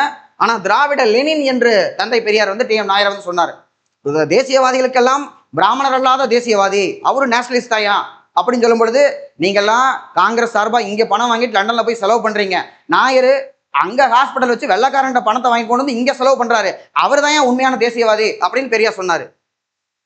அடுத்தது அரசியல் போர் துவங்கி விட்டது, ஓயாது உலகங்கள், வெற்றி நோக்கி நடைபோடுங்கள், உங்களுடைய சமுதாய உரிமைகள் உடனடியாக ஏற்றுக்கொள்ளப்படாமல் போனலாம், ஆனால் எதிர்காலம் சமுதாயம் நிச்சயம் அறுவடை செய்யும் அப்படிங்கிறது நமக்கு 6 மாவட்ட மாநாடுகளை முடிச்சுட்டு கடைசியா வந்து பார்த்தோம்னா சென்னையில 1917 டிசம்பர் மாதம் நடைபெற்ற முதல் மாநில மாநாடு 1917 first state congress of justice party held in Chennai, அதான் கரெக்ட்.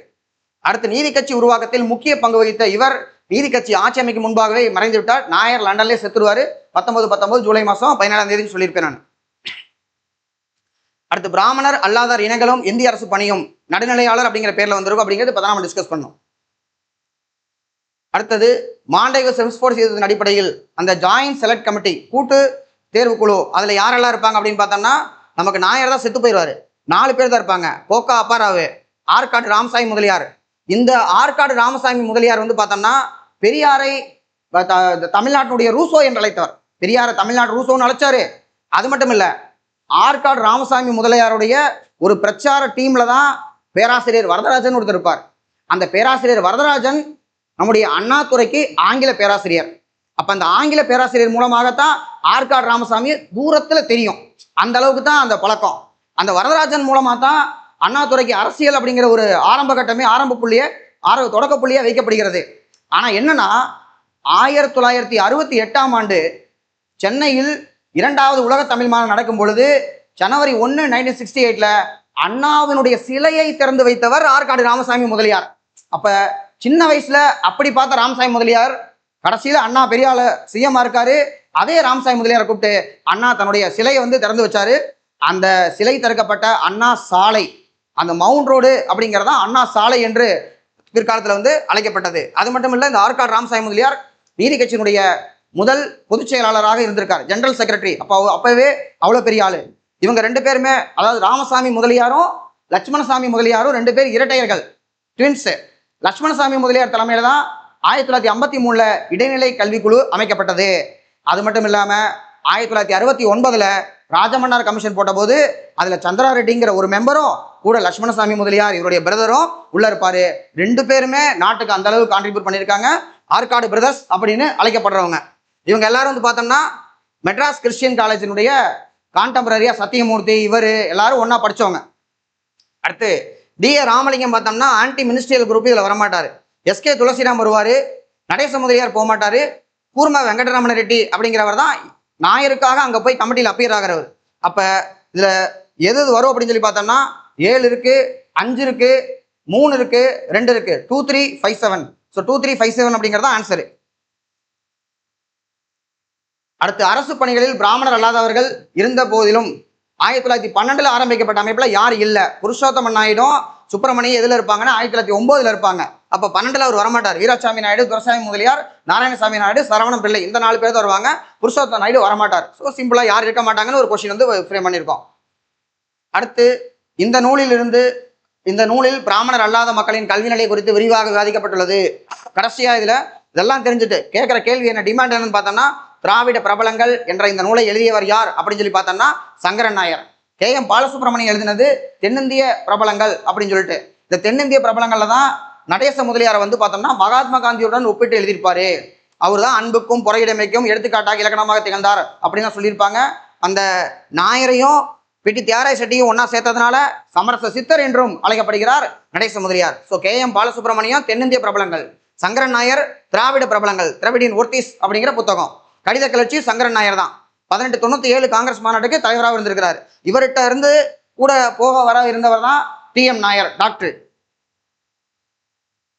அடுத்து திராவிட மொழி குடும்பம் பற்றி ஆராய்ச்சி ஈடுபட்டு கொண்டு திராவிடம் அப்படிங்கிறத நமக்கு வந்து ஒரு இனத்துக்கு அடையாளப்படுத்தியவர், அரசியல் சூழலை பயன்படுத்தி யாருன்னு பார்த்தோம்னா அயோத்திதாச பண்டிதர் அப்படிங்கிறத நான் சொன்னேன். அங்கதான் ஆரம்பிச்சோம் நம்ம. அடுத்து 1917ஆம் ஆண்டு இந்த சிப்பா அப்படிங்கிறது சவுத் இந்தியன் பீப்புள் அசோசியேஷன் ஒரு 40,000 ரூபாய் ஜாயின்ட் ஸ்டாக் கம்பெனி. நீதி அப்படிங்கிறது MS மூசி பூர்ணலிங்கம் துணை பதிப்பாளர். கௌரவமா யார் இருப்பான்னு பார்த்தோம்னா நாயர் இருப்பாரு. அது கரெக்டு தான். திராவிடன் அப்படிங்கிறது வந்து பார்த்தோம்னா நமக்கு யார் வருவா திராவிடனுக்கு? பக்தவச்சலம் வருவார். ஸோ பக்தவச்சலம் தான் திராவிடன். ஏசி பார்த்த சாரதியை பொறுத்த வரைக்கும் ஆந்திர பிரகாசிகா. அப்ப ரெண்டுமே இன்டர்சேஞ்ச் ஆயிருக்கு. அப்ப இது ரெண்டுமே தப்பு. இப்ப ஏதான் ஆன்சர். அடுத்தது ஆன்டிசெப்டிக் அப்படிங்கிற ஒரு மருத்துவ இதழ் நடத்தது யாருன்னு பார்த்தோம்னா நம்முடைய டிஎம் நாயர் வந்து எடுத்திருக்காரு. இதுல எல்லாருமே டாக்டர்னு வச்சிருக்கேன். DM Nair doctor, Natesa Mudaliar doctor, TSS Rajan doctor. TSS Rajan வந்து பார்த்தோம்னா இந்தியா ஹவுஸ்ல தங்கியிருந்தவர். முதல் நாள் திங்கரா சுட்டதுக்கு அப்புறம் அதை காலி பண்ணிட்டாங்க. அதுக்கப்புறம் முதல் நாள் திங்கரா தூக்கில் போடும்போது கடைசியா நான் ராஜனை சந்திக்கணும் அப்படிம்பாரு. இவர் அனுமதி வாங்கிட்டு போய் கடைசியா வந்து பார்த்தோம்னா முதல் நாள் திங்கரா வந்து பார்த்துட்டு வந்திருப்பாரு. ஸோ அப்படி மகாத்மா காந்தியை கூப்பிட்டு அங்க வந்து தீபாவளி கொண்டாடிப்பாங்க. இந்தியா ஹவுஸ்ல மகாத்மா காந்தி கூப்பிட்டு தீபாவளி கொண்டாடிப்பாங்க. அப்ப டிஎஸ்எஸ் ராஜன் தான் சமையல். மகாத்மா காந்தி வந்து பார்த்தோம்னா அவரு திடீர்னு மதியானமே உள்ள வந்துருவார். சாயந்தரம் ஃபங்க்ஷனுக்கு சீஃப் கெஸ்டாக மதியானமே உள்ள வந்துருவாரு. மதியானம் யாரோ ஹெல்ப்புக்கு தான் வந்திருக்காங்கன்னு பார்த்து டிஎஸ்எஸ் ராஜனும் நல்லா முரட்டு வேலையா கொடுப்போம், பாத்திரத்தெல்லாம் எடுத்து விளக்குங்க, காயெல்லாம் வெட்டுங்க அப்படின்னு இருப்பாரு. இவரை காந்தியை இன்வைட் பண்ணி, ஏன்னா டிஎஸ்எஸ் ராஜன் அப்ப காந்தியை பார்த்ததே கிடையாது. காந்தியை பார்த்து கூப்பிட்டது யார் அப்படின்னு பார்த்தோம்னா வாவேஸ் ஐயரும் விடி சவர்கரும். ரெண்டு பேரும் வேலையில எப்படி போயிட்டு இருக்குன்னு யதார்த்தமா ரூம்குள்ள நுழைய சமையல் கட்டுக்குள்ள காந்தி வந்து காய்கறி வெட்டிட்டு இருக்க பார்த்தோன்னே டிஎஸ்எஸ் ராஜன் பாவி சீஃப் கெஸ்ட்டை கூப்பிட்டு போய் இப்படி பண்ண வச்சிருக்கேன்னு காந்தி வந்து இதுக்கு நான் தான் முழு பொறுப்பு, அந்த பையனுக்கு யார் என்னன்னே தெரியாது, நான் பாட்டுக்குள்ள வந்தேன், சரி எப்படி சமைக்கிறது எவ்வளவு கஷ்டம் தெரியும், அதுவும் லண்டன்ல போய் வெஜிடேரியன் சமைக்கிறது எவ்வளவு கஷ்டம், அதனாலதான் நானே ஹெல்ப்புக்கு வந்தேன் அப்படிம்பாரு. அந்த அளவுக்கு டிஎஸ்எஸ் ராஜன் வந்து பார்த்தோம்னா லண்டன்ல இந்தியா ஹவுஸ்ல தங்கி மருத்துவம் படித்தவர். இப்போ எல்லாருமே டாக்டர். முத்துலட்சுமி ரெட்டியும் நமக்கு தெரியும், மருத்துவர், பெண் மருத்துவர். அடுத்தது நீதி கட்சி துவக்கப்பட்டு பிராமணர் அல்லவர் பிரகடனம் வெளியிடப்பட்ட பின் நடைபெற்ற முதல் பிராமணர் மாநாடு ஆகஸ்ட் 19, 1917 எங்க நடைபெற்றது அப்படிங்கிற சொன்னேன் நான். கோயம்புத்தூர் ஒப்பரக்கான வீதி ராமராய நீங்கள் தலைமையில் நடைபெற்றது. இதுக்கப்புறமா வந்து பார்த்தோம்னா ஆந்திரா பக்கம் போயிட்டாங்க. பிகாவளி, புலிவந்துலா, பெசவடா, அதுக்கப்புறம் திருநெல்வேலி, கடைசியா 6வது வந்து பார்த்தோம்னா சேலம். அப்புறம் முதல் மாநில மாநாடு சென்னையில் வந்து முடிக்குது. அங்கதான் ஓயாது உழையுங்கள் அப்படிங்கிற அறைகூறோட அது வந்து முடியுது. அடுத்து வந்து பார்க்கும்போது பிராமணர் அல்லாதவர் அந்த இயர் சொன்னேன் நான் 14ன்னு யார் சொல்றா, பி ராஜாராமன் சொல்றாரு. ஜஸ்டிஸ் பார்ட்டி ஹிஸ்டாரிக்கல் பர்ஸ்பெக்டிவ்ல 16 ஜூன் புக்ல ஒரு இடத்துல இருக்கு, 16 ஜூலைன்னு ஒரு இடத்துல இருக்கு. ஆனா 1914லயே அன்னி பெசண்டும் சிங்காரவேலனோ அவர் போய் அங்க பேசியிருக்காங்கன்னா அப்ப முன்னாடி இருந்தே இருக்கு. மேபி போர்டு வைக்க மறந்துருப்பாங்களா இருக்கும், அது ரெக்கார்ட்ல எப்படி வந்திருக்குன்னு தெரியல. ஸோ ஆரம்பிச்சவர் நடேச முதலியார், அதுல எந்த சந்தேகமும் இல்லை, திருவல்லிக்கேணியில. அடுத்து பஞ்சமர் என்ற சொல்லை நீக்கி அதற்கு பதிலாக ஆதி திராவிடர் என்று அழைக்க அரசாணை. ஆதி திராவிடர், ஆதி ஆந்திரர் 1922. இதற்கான தீர்மானத்தை முன்மொழிஞ்சவர் MC ராஜா. ஒரு முக்கியமான ஒண்ணு. ஆனா முதல்ல சாதியற்ற திராவிடர்கள்னு சொல்லுங்க அப்படின்னு சொன்னது 1891லயே அயோத்தியாச பண்டிதர் சொல்லிட்டார். அந்த சொல்லாடலை உருவாக்கியவர் அயோத்தியாச பண்டிதர். அதை எடுத்து தான் MC ராஜா வந்து நீங்க இந்த மாதிரி வைங்கன்னு சொன்னாரு, அரசாணை வந்துச்சு. அடுத்து கீழ் கண்டவற்றுள் பிராமணர் அல்லாதோருக்காக முதியோர் கல்வி இயக்கம். முதியோர் கல்வி பட்டம் பெற்றவர்களுக்கு வந்து பார்த்தோம்னா இளைஞர்களுக்கு பாராட்டு விழா ரெண்டுமே பண்ணது சென்னை ஐக்கிய கழகம், மெட்ராஸ் யுனைடெட் லீக் அப்படிங்கிறது 1912 ஆரம்பிக்கப்பட்டது. அடுத்து தமிழ்நாட்டில் தொழிலாளர் இயக்கத்தின் முன்னோடி. இவர் வந்து தொழிலாளர் இயக்கத்தினுடைய முன்னோடி அப்படின்னாவே இதெல்லாம் படிச்சு பார்த்தோம்னா கடைசியா இந்த இடத்துல நமக்கு என்ன இருக்கு, தொழிலாளன் அப்படிங்கிற பத்திரிகை இருக்கு. தொழிலாளன் அப்படிங்கிற பத்திரிகையை வெளியிட்டவர் 1918 இந்தியாவிலேயே முதல்ல மெட்ராஸ் லேபர் யூனியன் உருவாக்கத்துல பிபி வாடியா, திருவிகா, அவரோட சேர்த்து சிங்காரவேலன், இவங்க தான் முன்னோடிகளா இருக்காங்க. அப்ப சிங்காரவேலன் அப்படிங்கிறவர் தான் இதற்கான ஆன்சர். அது மட்டும் இல்ல புது உலகம் அப்படிங்கிற பத்திரிகை, அதுவும் சிங்காரவேலனோட தான். இது புதுசா இருக்கிற ஒண்ணு தெரிஞ்சு வச்சுக்கலாம். சிங்காரவேலன் மே தினம் கண்டவர் 1923 மே 1ஆம் தேதி முதல்ல மே தினம் கண்டவர். அடுத்து 1919 மாண்டே செம்ஸ்போர்டு இந்த மெஸ்டனுடைய தீர்ப்புல 98 இடங்கள் எத்தனை இடங்கள் ஒதுக்கப்பட்டது அப்படின்னு சொல்லியிருந்தேன் நான். ஸோ 65 இருக்கும், 65 தான் பொது பிரிவு. அந்த 65க்குள்ள 28 வந்து நம்ம வந்து ஒதுக்கி வாங்கணும். அடுத்து வந்து பார்த்தோம்னா நீதி கட்சியினுடைய பொதுச் செயலாளராக இருந்தவர் யார் அப்படிங்கிறது ஆற்காடு ராமசாமி முதலியார். சொன்னேன் நான் அந்த ஸ்டோரி. அவர்கிட்ட வரதராஜன் இருந்தாரு, பேராசிரியர் வரதராஜன். அவருடைய மாணவர் தான் அண்ணாதுரை. வரதராஜனுடைய மண்ணடி வீடு தான் அண்ணாதுரைக்கான குருகுலமாக விளங்கியது அப்படின்னு சொல்லி நம்முடைய பேராசிரியர் வெங்கடேசன் அழகா அண்ணாதுரைக்கான இன்ட்ரோடக்ஷன்ல போட்டிருப்பாரு. அடுத்து வேறுபட்ட ஒன்றை தேர்ந்தெடுக்கும் அப்படின்னா சவுத் பரோ கமிட்டி நாயர் வந்து புறக்கணிச்சிருவாரு. முதல்ல நாயர் லண்டன் போய் கேட்டோம், சவுத் பரோ தான் வரும். ஏன்னா அதுல VS ஸ்ரீனிவாச சாஸ்திரியும் நம்முடைய சுரேந்திரநாத் பானர்ஜி இருப்பாரு. சுரேந்திரநாத், சரண்டர்நாத் ரெண்டு பேருமே பிராமின், அதனால நான் வல்லப்பா இவங்களை வச்சு முடிச்சுக்காங்க அப்படின்னு சொல்லி நாயர் வந்து இது பண்ணிடுவாரு. அதுக்கப்புறமா தான் கூட்டு தேர்வு கொடுப்பாங்க. பட் நாயர் செத்துருவாரு. அதனால அவருக்காக KV ரெட்டி நாயுடு கலந்துக்குவாரு. கடைசியா மெஸ்டன் தீர்ப்பு மூலமா தான் அது முடிவுக்கு வருகிறது. 28 இடம் கொடுக்குறது. நார்த் பரோ அப்படிங்கிறது சும்மா சவுத் பரோ நார்த் பரோ எடுத்து வச்சிருக்கேன். So north Paro is not an answer. அடுத்து 1917ஆம் ஆண்டு மாண்டேக அறிக்கை வெளியிட்டப்பட்டது. டிசம்பர்ல மாண்டேக வந்தாரு. மாண்டேக வந்து நீதி கட்சியின் சார்பாக சந்திச்சவர் யார் அப்படின்னு பார்த்தோம்னா கந்தசாமி செட்டியார். இதுல மெட்ராஸ் பிரசிடென்சி அசோசியேஷன் சார்பாக போய் சந்திச்சவர் யார் அப்படின்னு பார்த்தோம்னா கேசவ பிள்ளை. நீதி கட்சியினுடைய பரம எதிரியாக விளங்கியவர் கேசவ பிள்ளை. அடுத்து மாண்டகு ஆகஸ்ட் அறிக்கைக்கு பிந்தைய காலத்தில் நீதி கட்சியினர் தஞ்சையில் கூடி வகுப்பறிப்பினத்து கோரிக்கைக்கு ஆதரவு திரட்ட நாயரை லண்டன் அனுப்புறது கரெக்ட். சவுத் பரோ கமிட்டியில் பிராமணர் அல்லாதவருக்கும் உரிய பிரதிநிதித்துவம் வழங்கப்பட்டதால் டிஎம் நாயர் கமிட்டியில் கலந்து கொண்டு தனது கருத்துக்களை முன்வைத்தார். தப்பு. ஏன்னா அதுல 2 பேர் இருந்தாங்க. 2 பேருமே இப்பதான் சொன்னேன். வி எஸ் சீனிவாஸ் சாஸ்திரி, சீனிவாசர் அப்படிங்கிறது சானிவாஸ் அப்படின்னு வருது எனக்கு ஏன்னு தெரியல. ஸோ ஸ்ரீனிவாஸ் சாஸ்திரி மற்றும் ஸ்ரீநாத் பானர்ஜி இவங்க 2 பேர் தான் அந்த மெம்பர். அதனால அவர் வந்து கலந்துக்கல. அடுத்து டிஎம் நாயர் லண்டனில் தங்கியிருந்த காலத்தில் இந்தியர்கள் மற்றும் பிரிட்டிஷ் பாராளுமன்ற உறுப்பினர்களிடையே நீதி கட்சியின் கோரிக்கைக்கு ஆதரவை திரட்டினார். எஸ், அங்க போய் அந்த ஆதரவு திரட்டினாரு. அப்ப இடையில இருக்கக்கூடிய 2 தப்பு, 1 and 3 மட்டும் கரெக்டுன்னு வரணும் answer. So 1 and 3 is right. அடுத்து சவுத் இந்தியன் லிபரல் ஃபெடரேஷன் ஒரு கூட்டு பங்கு நிறுவனமாக இருந்தது. தப்பு. சிப்பா அப்படிங்கிறது கூட்டு பங்கு நிறுவனம். அதுக்கு கீழே தான் பேப்பர்ஸ் இருக்கு. அரசியல் இயக்கமா இருக்கக்கூடியது SILF தான். சவுத் இந்தியன் லிபரல் ஃபெடரேஷன் அரசியல் இயக்கமா இருக்கக்கூடியது. அதான் நீதி கட்சி அழைக்கப்பட்டது. அப்ப இதுல வந்து பார்த்தோம்னா இன்கரெக்ட் எதுன்னு கேட்டிருக்கோம். 2மே இன்கரெக்ட். 1 and 2 is incorrect. அடுத்து பிட்டி தியாகராய செட்டியார், டிஎம் நாயர், நடேச முதலியார் எல்லாரும் ஒன்னா கூடி நவம்பர் 20ஆம் தேதி சம்பவம் விக்டோரியா பப்ளிக் ஹால். ஸோ அங்கே நடக்கிறது விக்டோரியா பப்ளிக் ஹாலில் தான். விக்டோரியா பப்ளிக் ஹாலுக்கு தேர்தலுக்கு முன்னாடி வந்து நான் போயிருந்தேன். அப்போ பழைய முதலமைச்சர் வந்து பார்த்தோம்னா ஒரு ஃபங்க்ஷன் நடந்தது. நான் முதல்வரில் IAS தேர்வுகளில் வெற்றி பெற்ற மாணவர்களுக்கான ஃபங்க்ஷனு. வழக்கமாக நான் ஸ்கிரிப்ட் எழுதி கொடுப்பேன் பழைய சிஎம்க்கு டெப்டி சிஎம்க்கு. அதில் வந்து பார்த்தோம்னா அந்த ஸ்கிரிப்டில் தொடக்கத்திலேயே நான் எழுதி கொடுத்துருந்தது இந்த மாதிரி 1916 வரலாற்று சிறப்பு மிக்க இந்த விக்டோரியா ஹாலில் இன்னைக்கு வந்து நம்ம பாராட்டுகள் நடத்துகிறோம் அப்படின்னு சொல்லிட்டு. ஆனால் அவர் அது வந்து வாசிக்கல. வழக்கமாக வாசிப்பார். ஆனால் அதை வந்து ஸ்கிப் பண்ணிட்டாரு. எனக்கு சற்று ஏமாற்றமாக தான் இருந்தது. ஆனால் அவர் சொன்னது என்ன அப்படின்னு பார்த்தோம்னா, நீங்கள் IAS போன்ற தேர்வுகளில் கடினமாக படித்து பாஸ் பண்ணியிருக்கீங்க, கடினமான வேலை இருக்குது உங்களுக்கு, இருந்தாலும் குடும்பத்தை பார்த்துக்கங்க. நானும் கூட எவ்வளோதான் வேலையாக இருந்தாலும் என்னுடைய மனைவிக்கு ஃபோன் பண்ணி நல்லா சாப்பிட்டீங்களான்னு கேட்பேன். அவங்களும் என்ன கேட்பாங்க, ஃபேமிலி முக்கியம் அப்படின்னாரு. எனக்கு அப்போ புரியல. அதுக்கப்புறம் வெளியே வந்ததுக்கப்புறம் தான் புரிஞ்சுது ஏன் ஃபேமிலி முக்கியம்னு அவர் பேசினாருன்னு சொல்லிட்டு. இது இடையில பேசுகிறேன், இதை மட்டும் தனியாக கட் பண்ணி எங்கேயும் விட்டுறாதீங்க. உங்கள் மேலே இருக்க நம்பிக்கையில் பேசிட்டேன். பட்டியல் 1 மற்றும் பட்டியல் 2ஐ பொறுத்து சரியான விடையை தேர்ந்தெடுக்கவும். அதாவது கோட்டா முறை முத்தையா முதலியார் சொன்னேன் 1928 அவர் வந்து கொடுத்தார் அப்படின்னு சொல்லிட்டு. பேராசிரியர் வெங்கடேசன் 28ன்னு எக்ஸ்பிளிசிட்டா போடல. ஆனா சைமன் கமிஷன் வந்தது 27 அப்பாயின் பண்ணாங்க. 28 தான் வந்திருக்காங்க.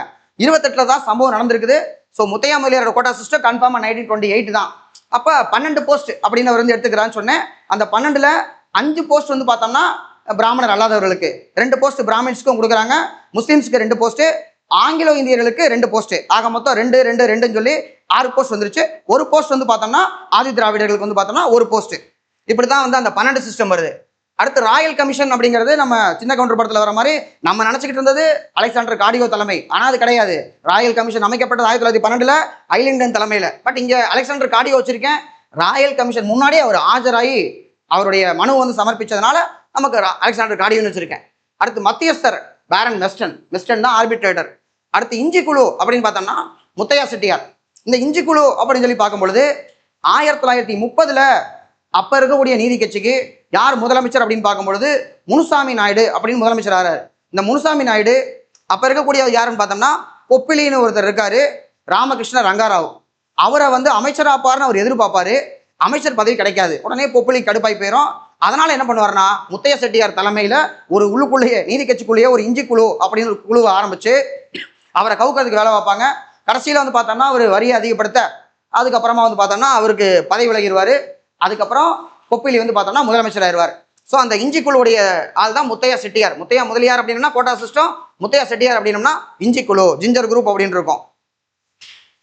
அடுத்த நீதி கட்சியினுடைய வீழ்ச்சிக்கான காரணங்கள். இந்த நீதி கட்சி கடைசியில நலிவுற்று 1937 தேர்தல் வந்து பார்த்தோம்னா தோத்து போச்சு. இந்த தோத்து போனதுக்கு அப்புறமா நீதி கட்சியை எடுத்து நடத்துறது யாருமே தலைமை பொறுப்பை வந்து விரும்பல. அப்ப வந்து என்ன ஆகுது அப்படின்னா அதே 1937 அண்ணாதுரை, அண்ணாவை பொறுத்த வரைக்கும் 34லயே கல்லூரி முடிச்சோடனே ஜஸ்டிஸ் பார்ட்டியில சேர்றாரு. அரசியல் இரட்டையர்களான சண்டே அப்சர்வர் ஆசிரியர் பாலசுப்ரமணியனும் நீதி பத்திரிகை ஜஸ்டிஸ் பத்திரிகையோட ஆசிரியரான டிவி நாதனும் அதுக்கு காரணமா இருந்தாங்க. அவர் வந்து அங்க சேருவாரு. அதுக்கப்புறம் 35 முதல்ல பெரியாரை சந்திக்கிறாரு செங்குந்தர் இளைஞர் மாநாட்டில் திருப்பூர் போயிட்டு. 36 நீதி கட்சியின் சார்பாக ஒரு கவுன்சிலர் போஸ்ட்டுக்கு நிற்கிறார் அவரு.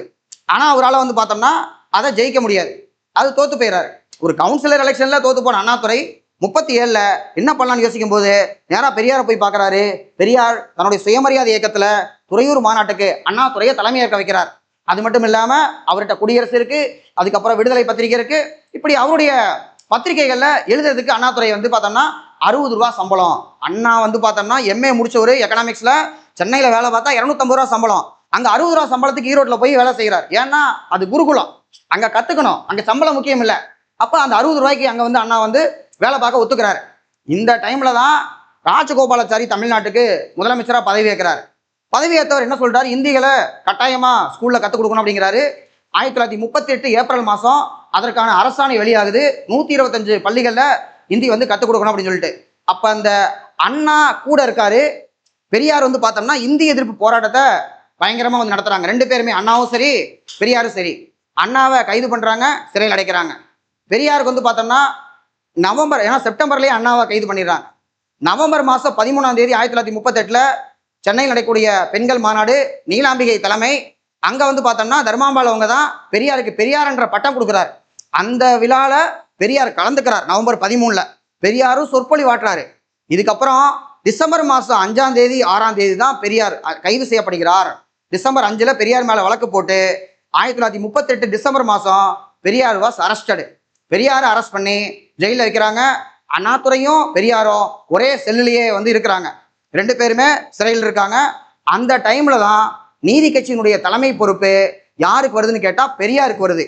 ஏன்னா பெரியாரை கைது பண்ணும் பொழுது மொத்த தமிழ்நாடு கொந்தளிக்குது. அப்ப நீதி கட்சி சார்பா இருந்த சார் ஏடி பன்னீர்செல்வம், இந்த பன்னீர்செல்வம் டிஎன்பிசியில் கேட்டிருக்காங்க.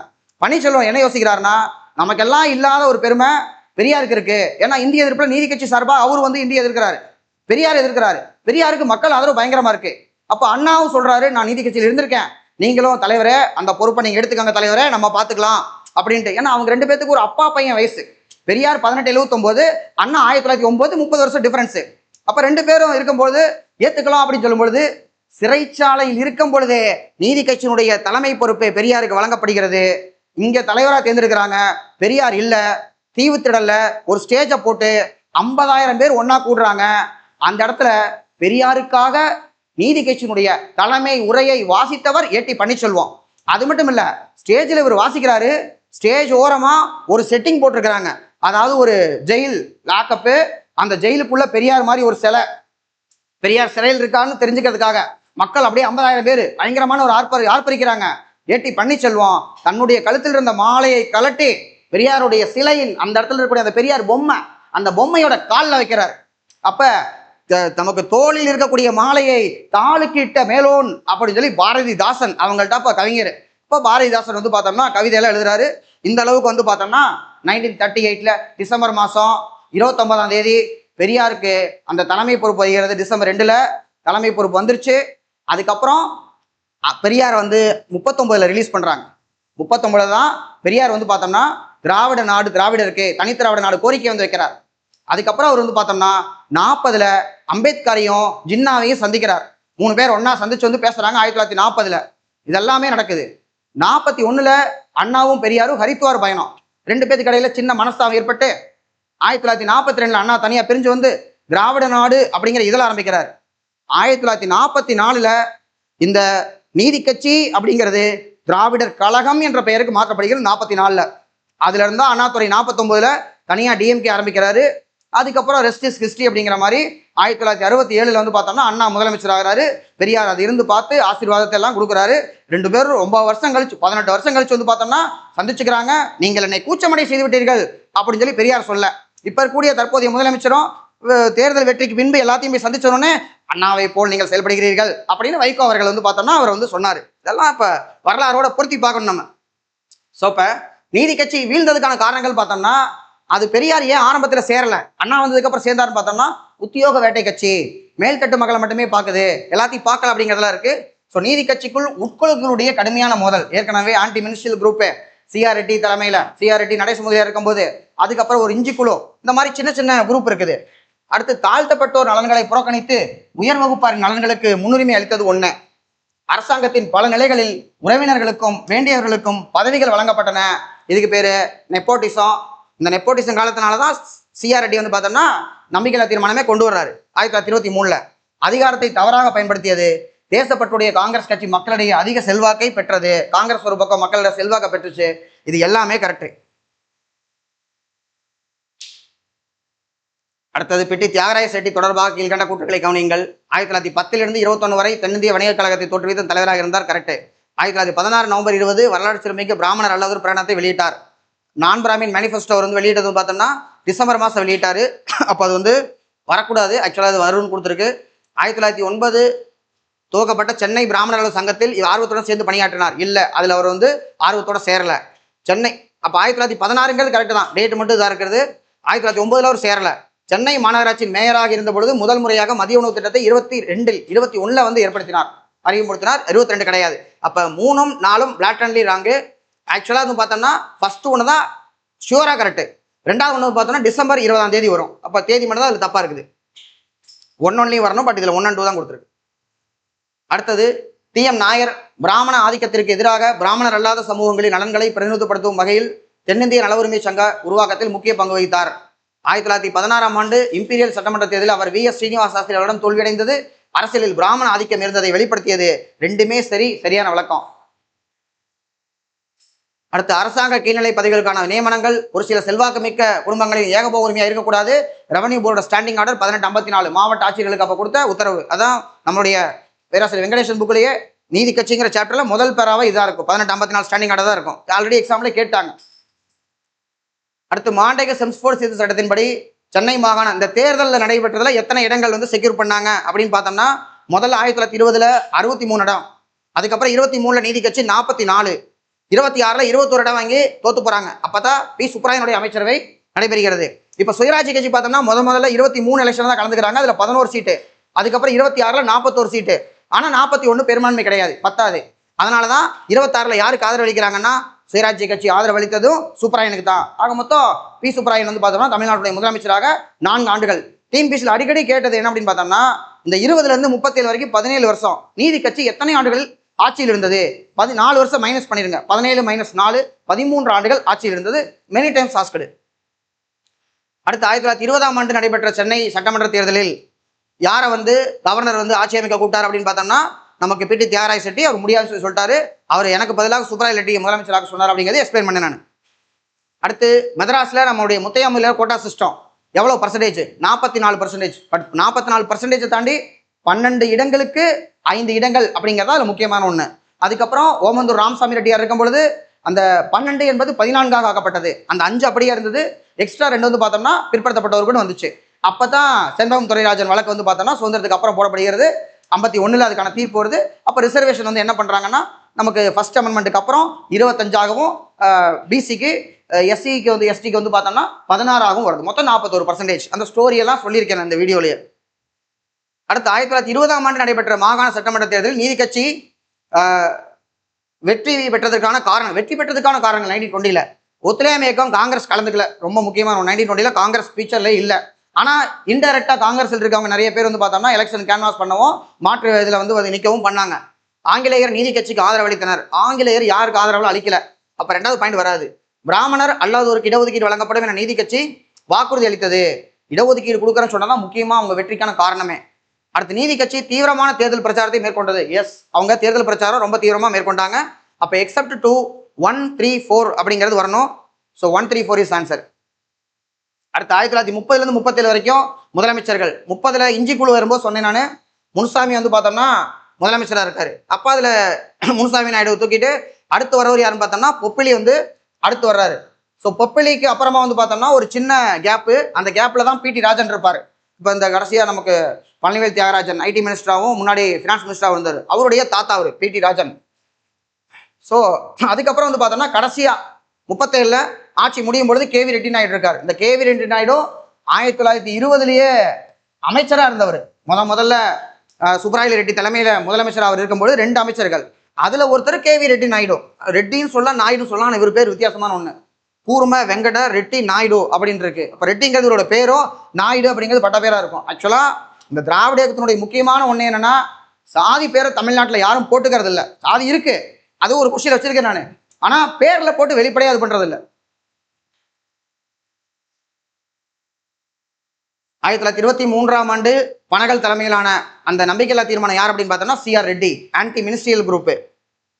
நீதி கட்சியினுடைய சாதனைகள் மதராஸ் மாகாணத்தில் வகுப்பாரி இடஒதுக்கீடை கொண்டு வந்தது 21 22 கம்யூனல் ஆர்டர். பெண்களுக்கு வாக்குரிமை 21 கொண்டு வந்தது. தேவதாசி முறை ஒழிப்பு வந்து பார்த்தோம்னா 1947 ஓமந்தூர் ராமசாமி ரெட்டியார் இருக்கும்போது நடந்தது. ஸோ அதனால இவங்களுடைய சாதனைகள் கிடையாது. உள்ளாட்சி மற்றும் கல்வித்துறையில் சீர்திருத்தம் மேற்கொண்டது இவங்க வந்து பண்ணியிருக்காங்க. அப்ப 3 மட்டும் வராது. 1 to 4 இஸ் ஆன்சர்.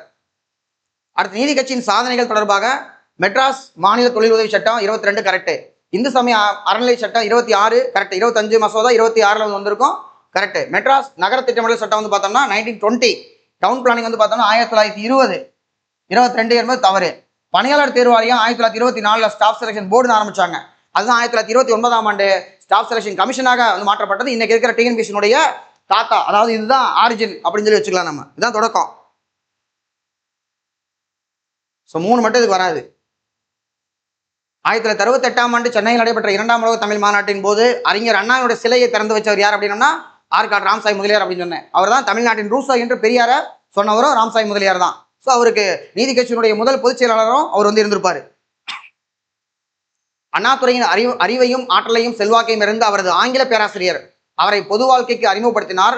ஆங்கில புலமையும் பேச்சாற்றல் மிக்க அந்த பேராசிரியர் சென்னை பிராமணர் அல்லதோர் சங்க தலைவராகவும் நீதி கட்சியின் பேச்சு புயல் ஏ ராமசாமி முதலியாரின் தேர்தல் பிரச்சார குழு பொறுப்பாளராகவும் இருந்தார். அப்ப இவருடைய இடத்துல, அதாவது இவருடைய பிரச்சார குழுல இருக்கிறவர் தான் பேராசிரியர் வரதராஜன் அப்படிங்கிறவர். ஸோ வரதராஜன் அவருடைய மண்ணடி வீடுதான் அண்ணாதுரைக்கு குருகுலமாக விளங்கியது. அண்ணாதுரைக்கு சங்க இலக்கியத்தின் மீது காதல் வருவதற்கு காரணமாக இருந்தவர்கள். ஏன்னா அண்ணாதுரை எல்லா ஸ்பீச்சிலையுமே வந்து பார்த்தோம்னா அந்த சங்க இலக்கியம் வந்து கலந்துதான் இருக்கும். அதை அவர்கிட்ட இருந்து பிரிக்கவே முடியாது. ஒன்று ரியல் லைஃப் எக்ஸாம்பிள் சொல்லுவார். கண்ணால பார்த்தது அப்படியே கவிதையாகவும் நாடகமாகவும் கட்டுரையாகவும் பேச்சில் எல்லாத்துலையும் கொண்டு வந்துருவாரு. சங்க இலக்கியத்தை அங்கங்க ஊமைகளை கூப்பிட்டு தெரிக்க விடுவாப்புல. அவருடைய பேச்சு அந்த அளவுக்கு கேட்டுட்டே இருக்கலாம் போல் இருக்கும்.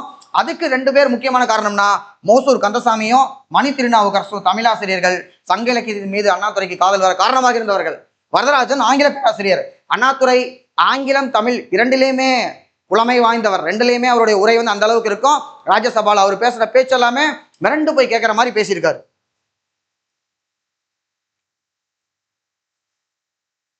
அடுத்தது ஜாதி என்பது மதிப்பு வாய்ந்த நம்பிக்கையுள்ள நடைமுறையினை காத்து வரக்கூடிய ஒரு வகுப்பின் பிரிவினரின் கொள்கை பிடிப்பு. ஜாதி அப்படிங்கிறது ஒரு வகையான கொள்கை பிடிப்பு. எது வந்து ஜாதியை வந்து இன்னமும் பெர்ச்சுவேட் பண்ணுதுன்னா 2 காரணம். ஒன்று என்னன்னு பார்த்தோம்னா எண்டோகமி, அதாவது ஒரு ஜாதிக்குள்ளேயே திருமணம் செய்வது. இன்னொன்று அந்த ஜாதிக்கு அப்படின்னு இருக்கக்கூடிய அந்த உணவு பழக்கங்கள், அவங்க என்ன சாப்பிட்றாங்க, யார் கூட சேர்ந்து சாப்பிட்றாங்க அப்படின்னு சொல்லிட்டு. நம்ம இந்த நான் பிராமின் மூமெண்ட் அப்படின்னு சொல்லி பார்க்கும்போது இன்னைக்கு இது ரிலவெண்டா இருக்காது. என்னையா அதெல்லாம் அப்படி சொல்லியிருக்காங்க அப்படின்னு பார்க்கும்போது. ஆனால் அந்த காலகட்டம் அப்படிங்கிறது வேற. 1907 சூரத் மாநாட்டுக்கு போயிருக்க நம்முடைய வஉசி சொல்றாரு, வஉசி திலகரை சந்திக்க போயிருந்தேன். திலகருக்கு அப்போ வந்து லஞ்ச் அவர் ஆயிடுச்சு. லஞ்ச் எடுத்துட்டு வந்துட்டாங்க. அவர் ஏன் முன்னாடி உட்காந்தே சாப்பிட்டாரு. அவர் முன்னாடி உட்காந்து சாப்பிட்டதுல என்ன ஆச்சரியம். பிராமணர்கள் நான் பிராமின் முன்னாடி சாப்பிடக்கூட மாட்டாங்க. அவங்கள பார்த்தாவே தீட்டு அந்த அளவுக்கு இருக்கும்போது திலகர் வந்து அந்த அளவுக்கு. அப்ப 1925 சேரன் மாதேவி குழுவத்தில் பிராமணர்கள் தனிப்பந்தி அப்படிங்கிறத நம்ம புரிஞ்சுக்க முடியுது. அதாவது பிராமணர்கள் நான் பிராமின்ஸ் 2 பேர் சேர்ந்து சாப்பிடவே மாட்டாங்க. அதே தான் நமக்கு திருவல்லிக்கேணியில எதற்காக மாணவர்களுக்காக விடுதி ஏற்படுத்தணும். விடுதி ஏற்படுத்தணும்னா காலேஜில் ஹாஸ்டல் இல்லையா, காலேஜ் ஹாஸ்டலில் தங்கிக்கலாம். ஆனால் அங்கே பிராமணர்களுக்கு மட்டும்தான் சாப்பாடு போடப்படும். நான் பிராமின் மாணவர்கள் வெளியில போய் எடுப்பு சாப்பாடு அப்படின்னு சொல்லிட்டு சாப்பாடு எடுத்துட்டு வந்தா சாப்பிடணும். அப்ப சாப்பாட்டோட ஒரு இல்லம் கொடுக்கணும். அப்பதான் பசங்க படிப்பாங்க. இங்க யாருக்குமே வீடு தரமாட்டாங்க. அதுக்காகத்தான் நடேச முதலியார் வந்து அன்னைக்கு வந்து பார்த்தோம்னா திராவிடர் தங்கும் இல்லம் வந்து ஏற்படுத்தினாரு திருவல்லிக்கேணியில. ஸோ நடைமுறை வாழ்க்கையில் ஜாதி என்பது கல்வியாலும் தொழிலாலும் பண சொத்தின் அந்தஸ்துகளினாலும் ஓரளவு குறைந்தாலும், நான் என்னதான் வேலை பார்த்தாலும் என்னதான் எனக்கு 1.5 லட்சம் 2 லட்சம் சம்பளம் வந்தாலும் ஜாதி அப்படிங்கிற சமுதாயத்துல முழுக்க மறையில இருந்துகிட்டு தான் இருக்கு. ஆனாலும் எது வந்து நமக்கு வந்து ஜாதியை வந்து நீ என்ன ஆளு அப்படின்னு கேட்கறது வந்து மாறுபடுது. நம்ம ஏன் அரசு பணிக்கு படிக்கிறோம், நமக்கான அடையாளமா ஜாதியை தாண்டி இந்த வேலை இருக்கணும் அப்படிங்கிற ஒண்ணுதான். அதுதான் முக்கியமான ஒண்ணு. ஆனா இருந்தாலும் என்ன சொல்றான், சமூகத்தில் முழுமையாக அனைவராலும் ஒன்றிணைக்கவில்லை. எஸ், 2மே கரெக்ட். அடுத்து சென்னை மாகாண சங்கம் ஈவே ராமசாமி நாயக்கர், திருவிகா வரதராஜன் நாயுடு மற்றும் கேசவ பிள்ளை அவர்களால் தொடங்கப்பட்டது. எஸ், இவங்க எல்லாருமே இருக்கிறாங்க. நீதி கட்சிக்கு போட்டியாக தொடங்கப்பட்டது. நீதி கட்சியினுடைய பரம எதிரியாக இருந்த கேசவ பிள்ளை தான் இதுக்கு தலைவர். துணைத் தலைவராக இருந்தவர் யார் அப்படின்னு சொல்லி பார்த்தோம்னா நம்முடைய துணைத் தலைவராக இருந்தவர் யார் அப்படின்னு சொல்லி பார்த்தோம்னா நிறைய பேர் இருந்தாங்க. அதுல பெரியார் ஒருத்தர், திருவிகா வந்து இல்லை. ஸோ பெரியார், ஜார்ஜ் ஜோசப் இவங்கெல்லாம் இருக்காங்க. ஸோ திருவிகா துணைத் தலைவர் அப்படின்னு போட்டிருக்கு. அது ஒன்றை தவிர மற்றதெல்லாம் இருக்கு. இது வரைக்கும் எம்பியை பத்தி கேட்கல. எம்பியோட அப்ரிவேஷன் தான் கேட்டிருக்காங்க. ஃபவுண்டர்ஸ் யாரு, எந்த வருஷம் அப்படிங்கிறது கேட்கல. ஸோ ஒரு பொட்டன்ஷியல் கொஸ்டின். அடுத்து டாக்டர் முத்துலட்சுமி ரெட்டி மதராஸ் சட்டமன்ற கவுன்சிலின் முதல் பெண் உறுப்பினர். எஸ், அவங்க வந்து பார்த்தோம்னா 1926 முதல் பெண் உறுப்பினராக இருந்தாங்க. ருக்மணி லட்சுமிபதி மதராஸ் மாகாண அமைச்சர்களில் அமைச்சராக பதவி வைத்த முதல் பெண். 1937 ராஜகோபாலாச்சாரி சிஎம் ஆகும் பொழுது அதுல பெண் அமைச்சர்கள் இல்லை. அதுக்கு முன்னாடி எல்லாம் 2 பேர் தான் அமைச்சர். அந்த 2 பேர்த்துலையுமே முதல் அமைச்சர்களை பார்த்தோம்னா 3 பேருமே தெலுங்கர்கள். முதலமைச்சரும் தெலுங்கர், மீ 2 அமைச்சர்கள் தெலுங்கர்கள் அப்படிங்கிறதா இருந்தது. ஆக மொத்தம் பெண்களுக்கு அந்த பக்கம் இடமே கொடுக்கல.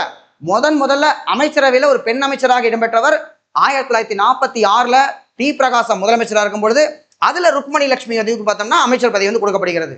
அதுக்கப்புறமா எல்லாருடைய அமைச்சரவையிலுமே பெண்கள் யாரோ ஒருத்தர் வந்து இடம் வந்து கொடுத்தாங்க. சத்தியவாணி முத்து அம்மையார் பொறுத்த வரைக்கும் திராவிட கட்சியில டிஎம்கே ஆட்சி அமைக்கும் பொழுது அவங்க வந்து அமைச்சராக கொடுத்தாங்க. அது மட்டும் இல்ல, தமிழ்நாட்டிலிருந்து மத்திய அமைச்சராக இடம்பெற்ற முதல் பெண் அப்படின்னு பார்த்தோம்னா சத்தியவாணி முத்து அம்மையார். எம்ஜிஆருடைய 1977 எம்ஜிஆர் சிஎம் ஆகும் பொழுது அப்போ வந்து பார்த்தோம்னா இவங்க தாழ்த்தப்பட்டோர் முன்னேற்ற கழகம் தமுக அப்படின்னு சொல்லி ஒரு கட்சி வச்சிருந்தாங்க. அந்த கட்சியை ஏடிஎம்கேவோட இணைச்சு இவங்க வந்து பார்த்தோம்னா ஒரு மெம்பரு, அதாவது பார்லிமெண்ட் மெம்பரு. அதனால இவங்களுக்கு வந்து முதல்ல தமிழ்நாட்டை சேர்ந்த ஒரு மத்திய பெண் அமைச்சராக அவங்க வந்து இடம்பெற்றாங்க. அடுத்து மூவலூர் ராமாமிர்தம் அம்மையார் மதராஸ் மாகாண சட்டமன்றத்தில் உறுப்பினராக பணியாற்றினார். அவங்க எப்பவுமே உறுப்பினராக பணியாற்றவே கிடையாது. ஒரே ஒரு தடவை எலெக்ஷன்ல பார்ட்டிசிபேட் பண்ணாங்க, பாபநாசமா ஏதோ ஒரு தொகுதி, அதெல்லாம் கேட்க மாட்டாங்க. ஆனா அவங்க வந்து எப்பவுமே எம்எல்ஏவா இருந்ததே கிடையாது. அப்போ 4 will not come, 1 2 3 is answer. 1 and 2 is answer. ஏன் 2 வராதுன்னா சத்தியவாணி முத்தம்மையார் தமிழ்நாடு அமைச்சர் இடம்பெற்ற முதல் பெண் அப்படின்னா தப்பு. ஏன்னா முன்னாடி முதல் அப்படின்னு பார்த்தா ருக்மணி லட்சுமி தான் வருவாங்க. அடுத்து 1926 நடைபெற்ற சென்னை ராஜதானி சட்டமன்றத்தில் தேர்தலில் சுயராட்சி கட்சி 41, அதே சமயம் ஆட்சியில் இருந்த நீதி கட்சி 21 இடங்களை மட்டுமே பெற்றது. சுயராட்சி கட்சி வெற்றி பெற காரணமானது, நீதி கட்சி ஏன் தோத்துதுன்னு ஒரு காரணம் பார்த்தோம், சுயராட்சி கட்சி ஏன் ஜெயிச்சது அப்படிங்கிறதுக்கான காரணங்கள் வந்து பார்த்தோம்னா 1 2 3 4 4 இருக்கு. சத்தியமூர்த்தி, வெள்ளிநாக்கு நாவலர், எஸ் சீனிவாச ஐயங்கார் போன்ற தலைவர்கள் புதிய தேர்தல் பிரச்சார உத்திகளை பயன்படுத்தினர். கரெக்டு. பொதுக்கூட்டங்கள், ஆர்ப்பாட்டங்கள், வீட்டுக்கு வீடு சென்று வாக்கு சேகரித்தல், அன்னைக்கு அது முக்கியமான ஒண்ணு. இன்னைக்கு நம்ம போதும் இன்ஸ்டாகிராம் இருந்தாவே ஓட்டு வாங்கிடலாமா இருக்கு. ஆனா அன்னைக்கு வந்து பார்த்தோம்னா வீட்டுக்கு வீடு போய் வாக்கு சேகரிச்சிருக்காங்க. புதிய முறைகள் மூலம் வாக்காளர்களை ஈர்த்தனர். அடுத்து திருவிகா, மாப்போசி போன்ற காங்கிரஸ் தலைவர்கள் ஆதரவு வழங்கினர். எஸ், காங்கிரஸ் தலைவர் ஆதரவு இருந்தது. ஈவேரா தலைமையிலான சுயமரியாதை இயக்கம் சுயராட்சி கட்சிக்கு நேரடியாக ஆதரவு அளித்தது. பெரியார் எந்த பக்கம் சாயாதவர்.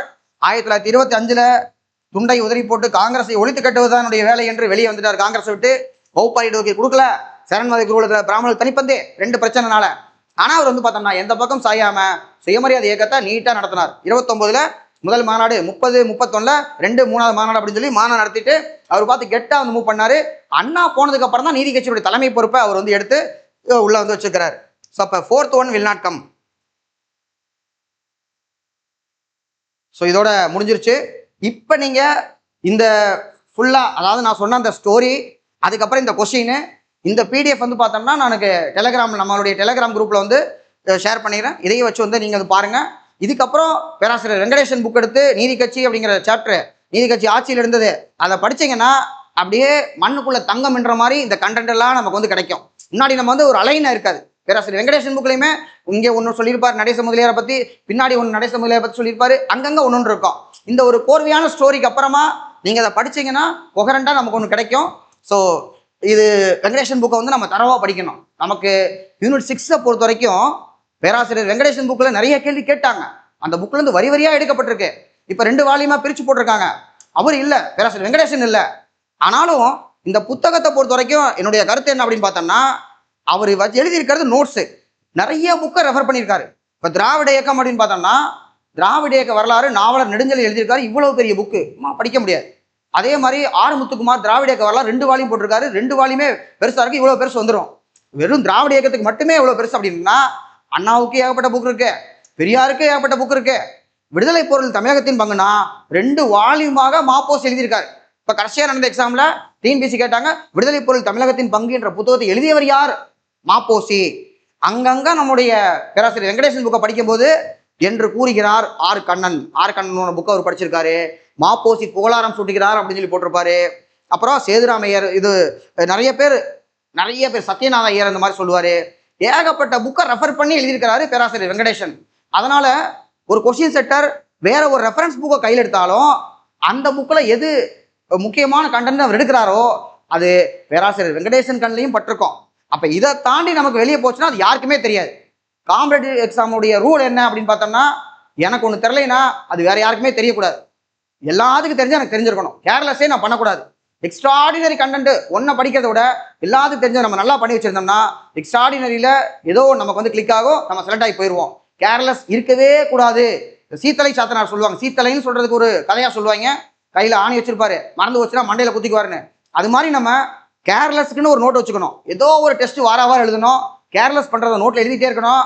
அந்த நோட் எடுத்து சீத்தலை சாத்தனார் மண்டையில் குத்துற மாதிரி நம்மளும் மண்டையில் அடிச்சுக்கிட்டே அது கேர்லெஸ் பண்ணாதேன்னு சொல்லி நம்மளை தேத்தி கொண்டு போகணும். அதுதான் முக்கியமான ஒன்று.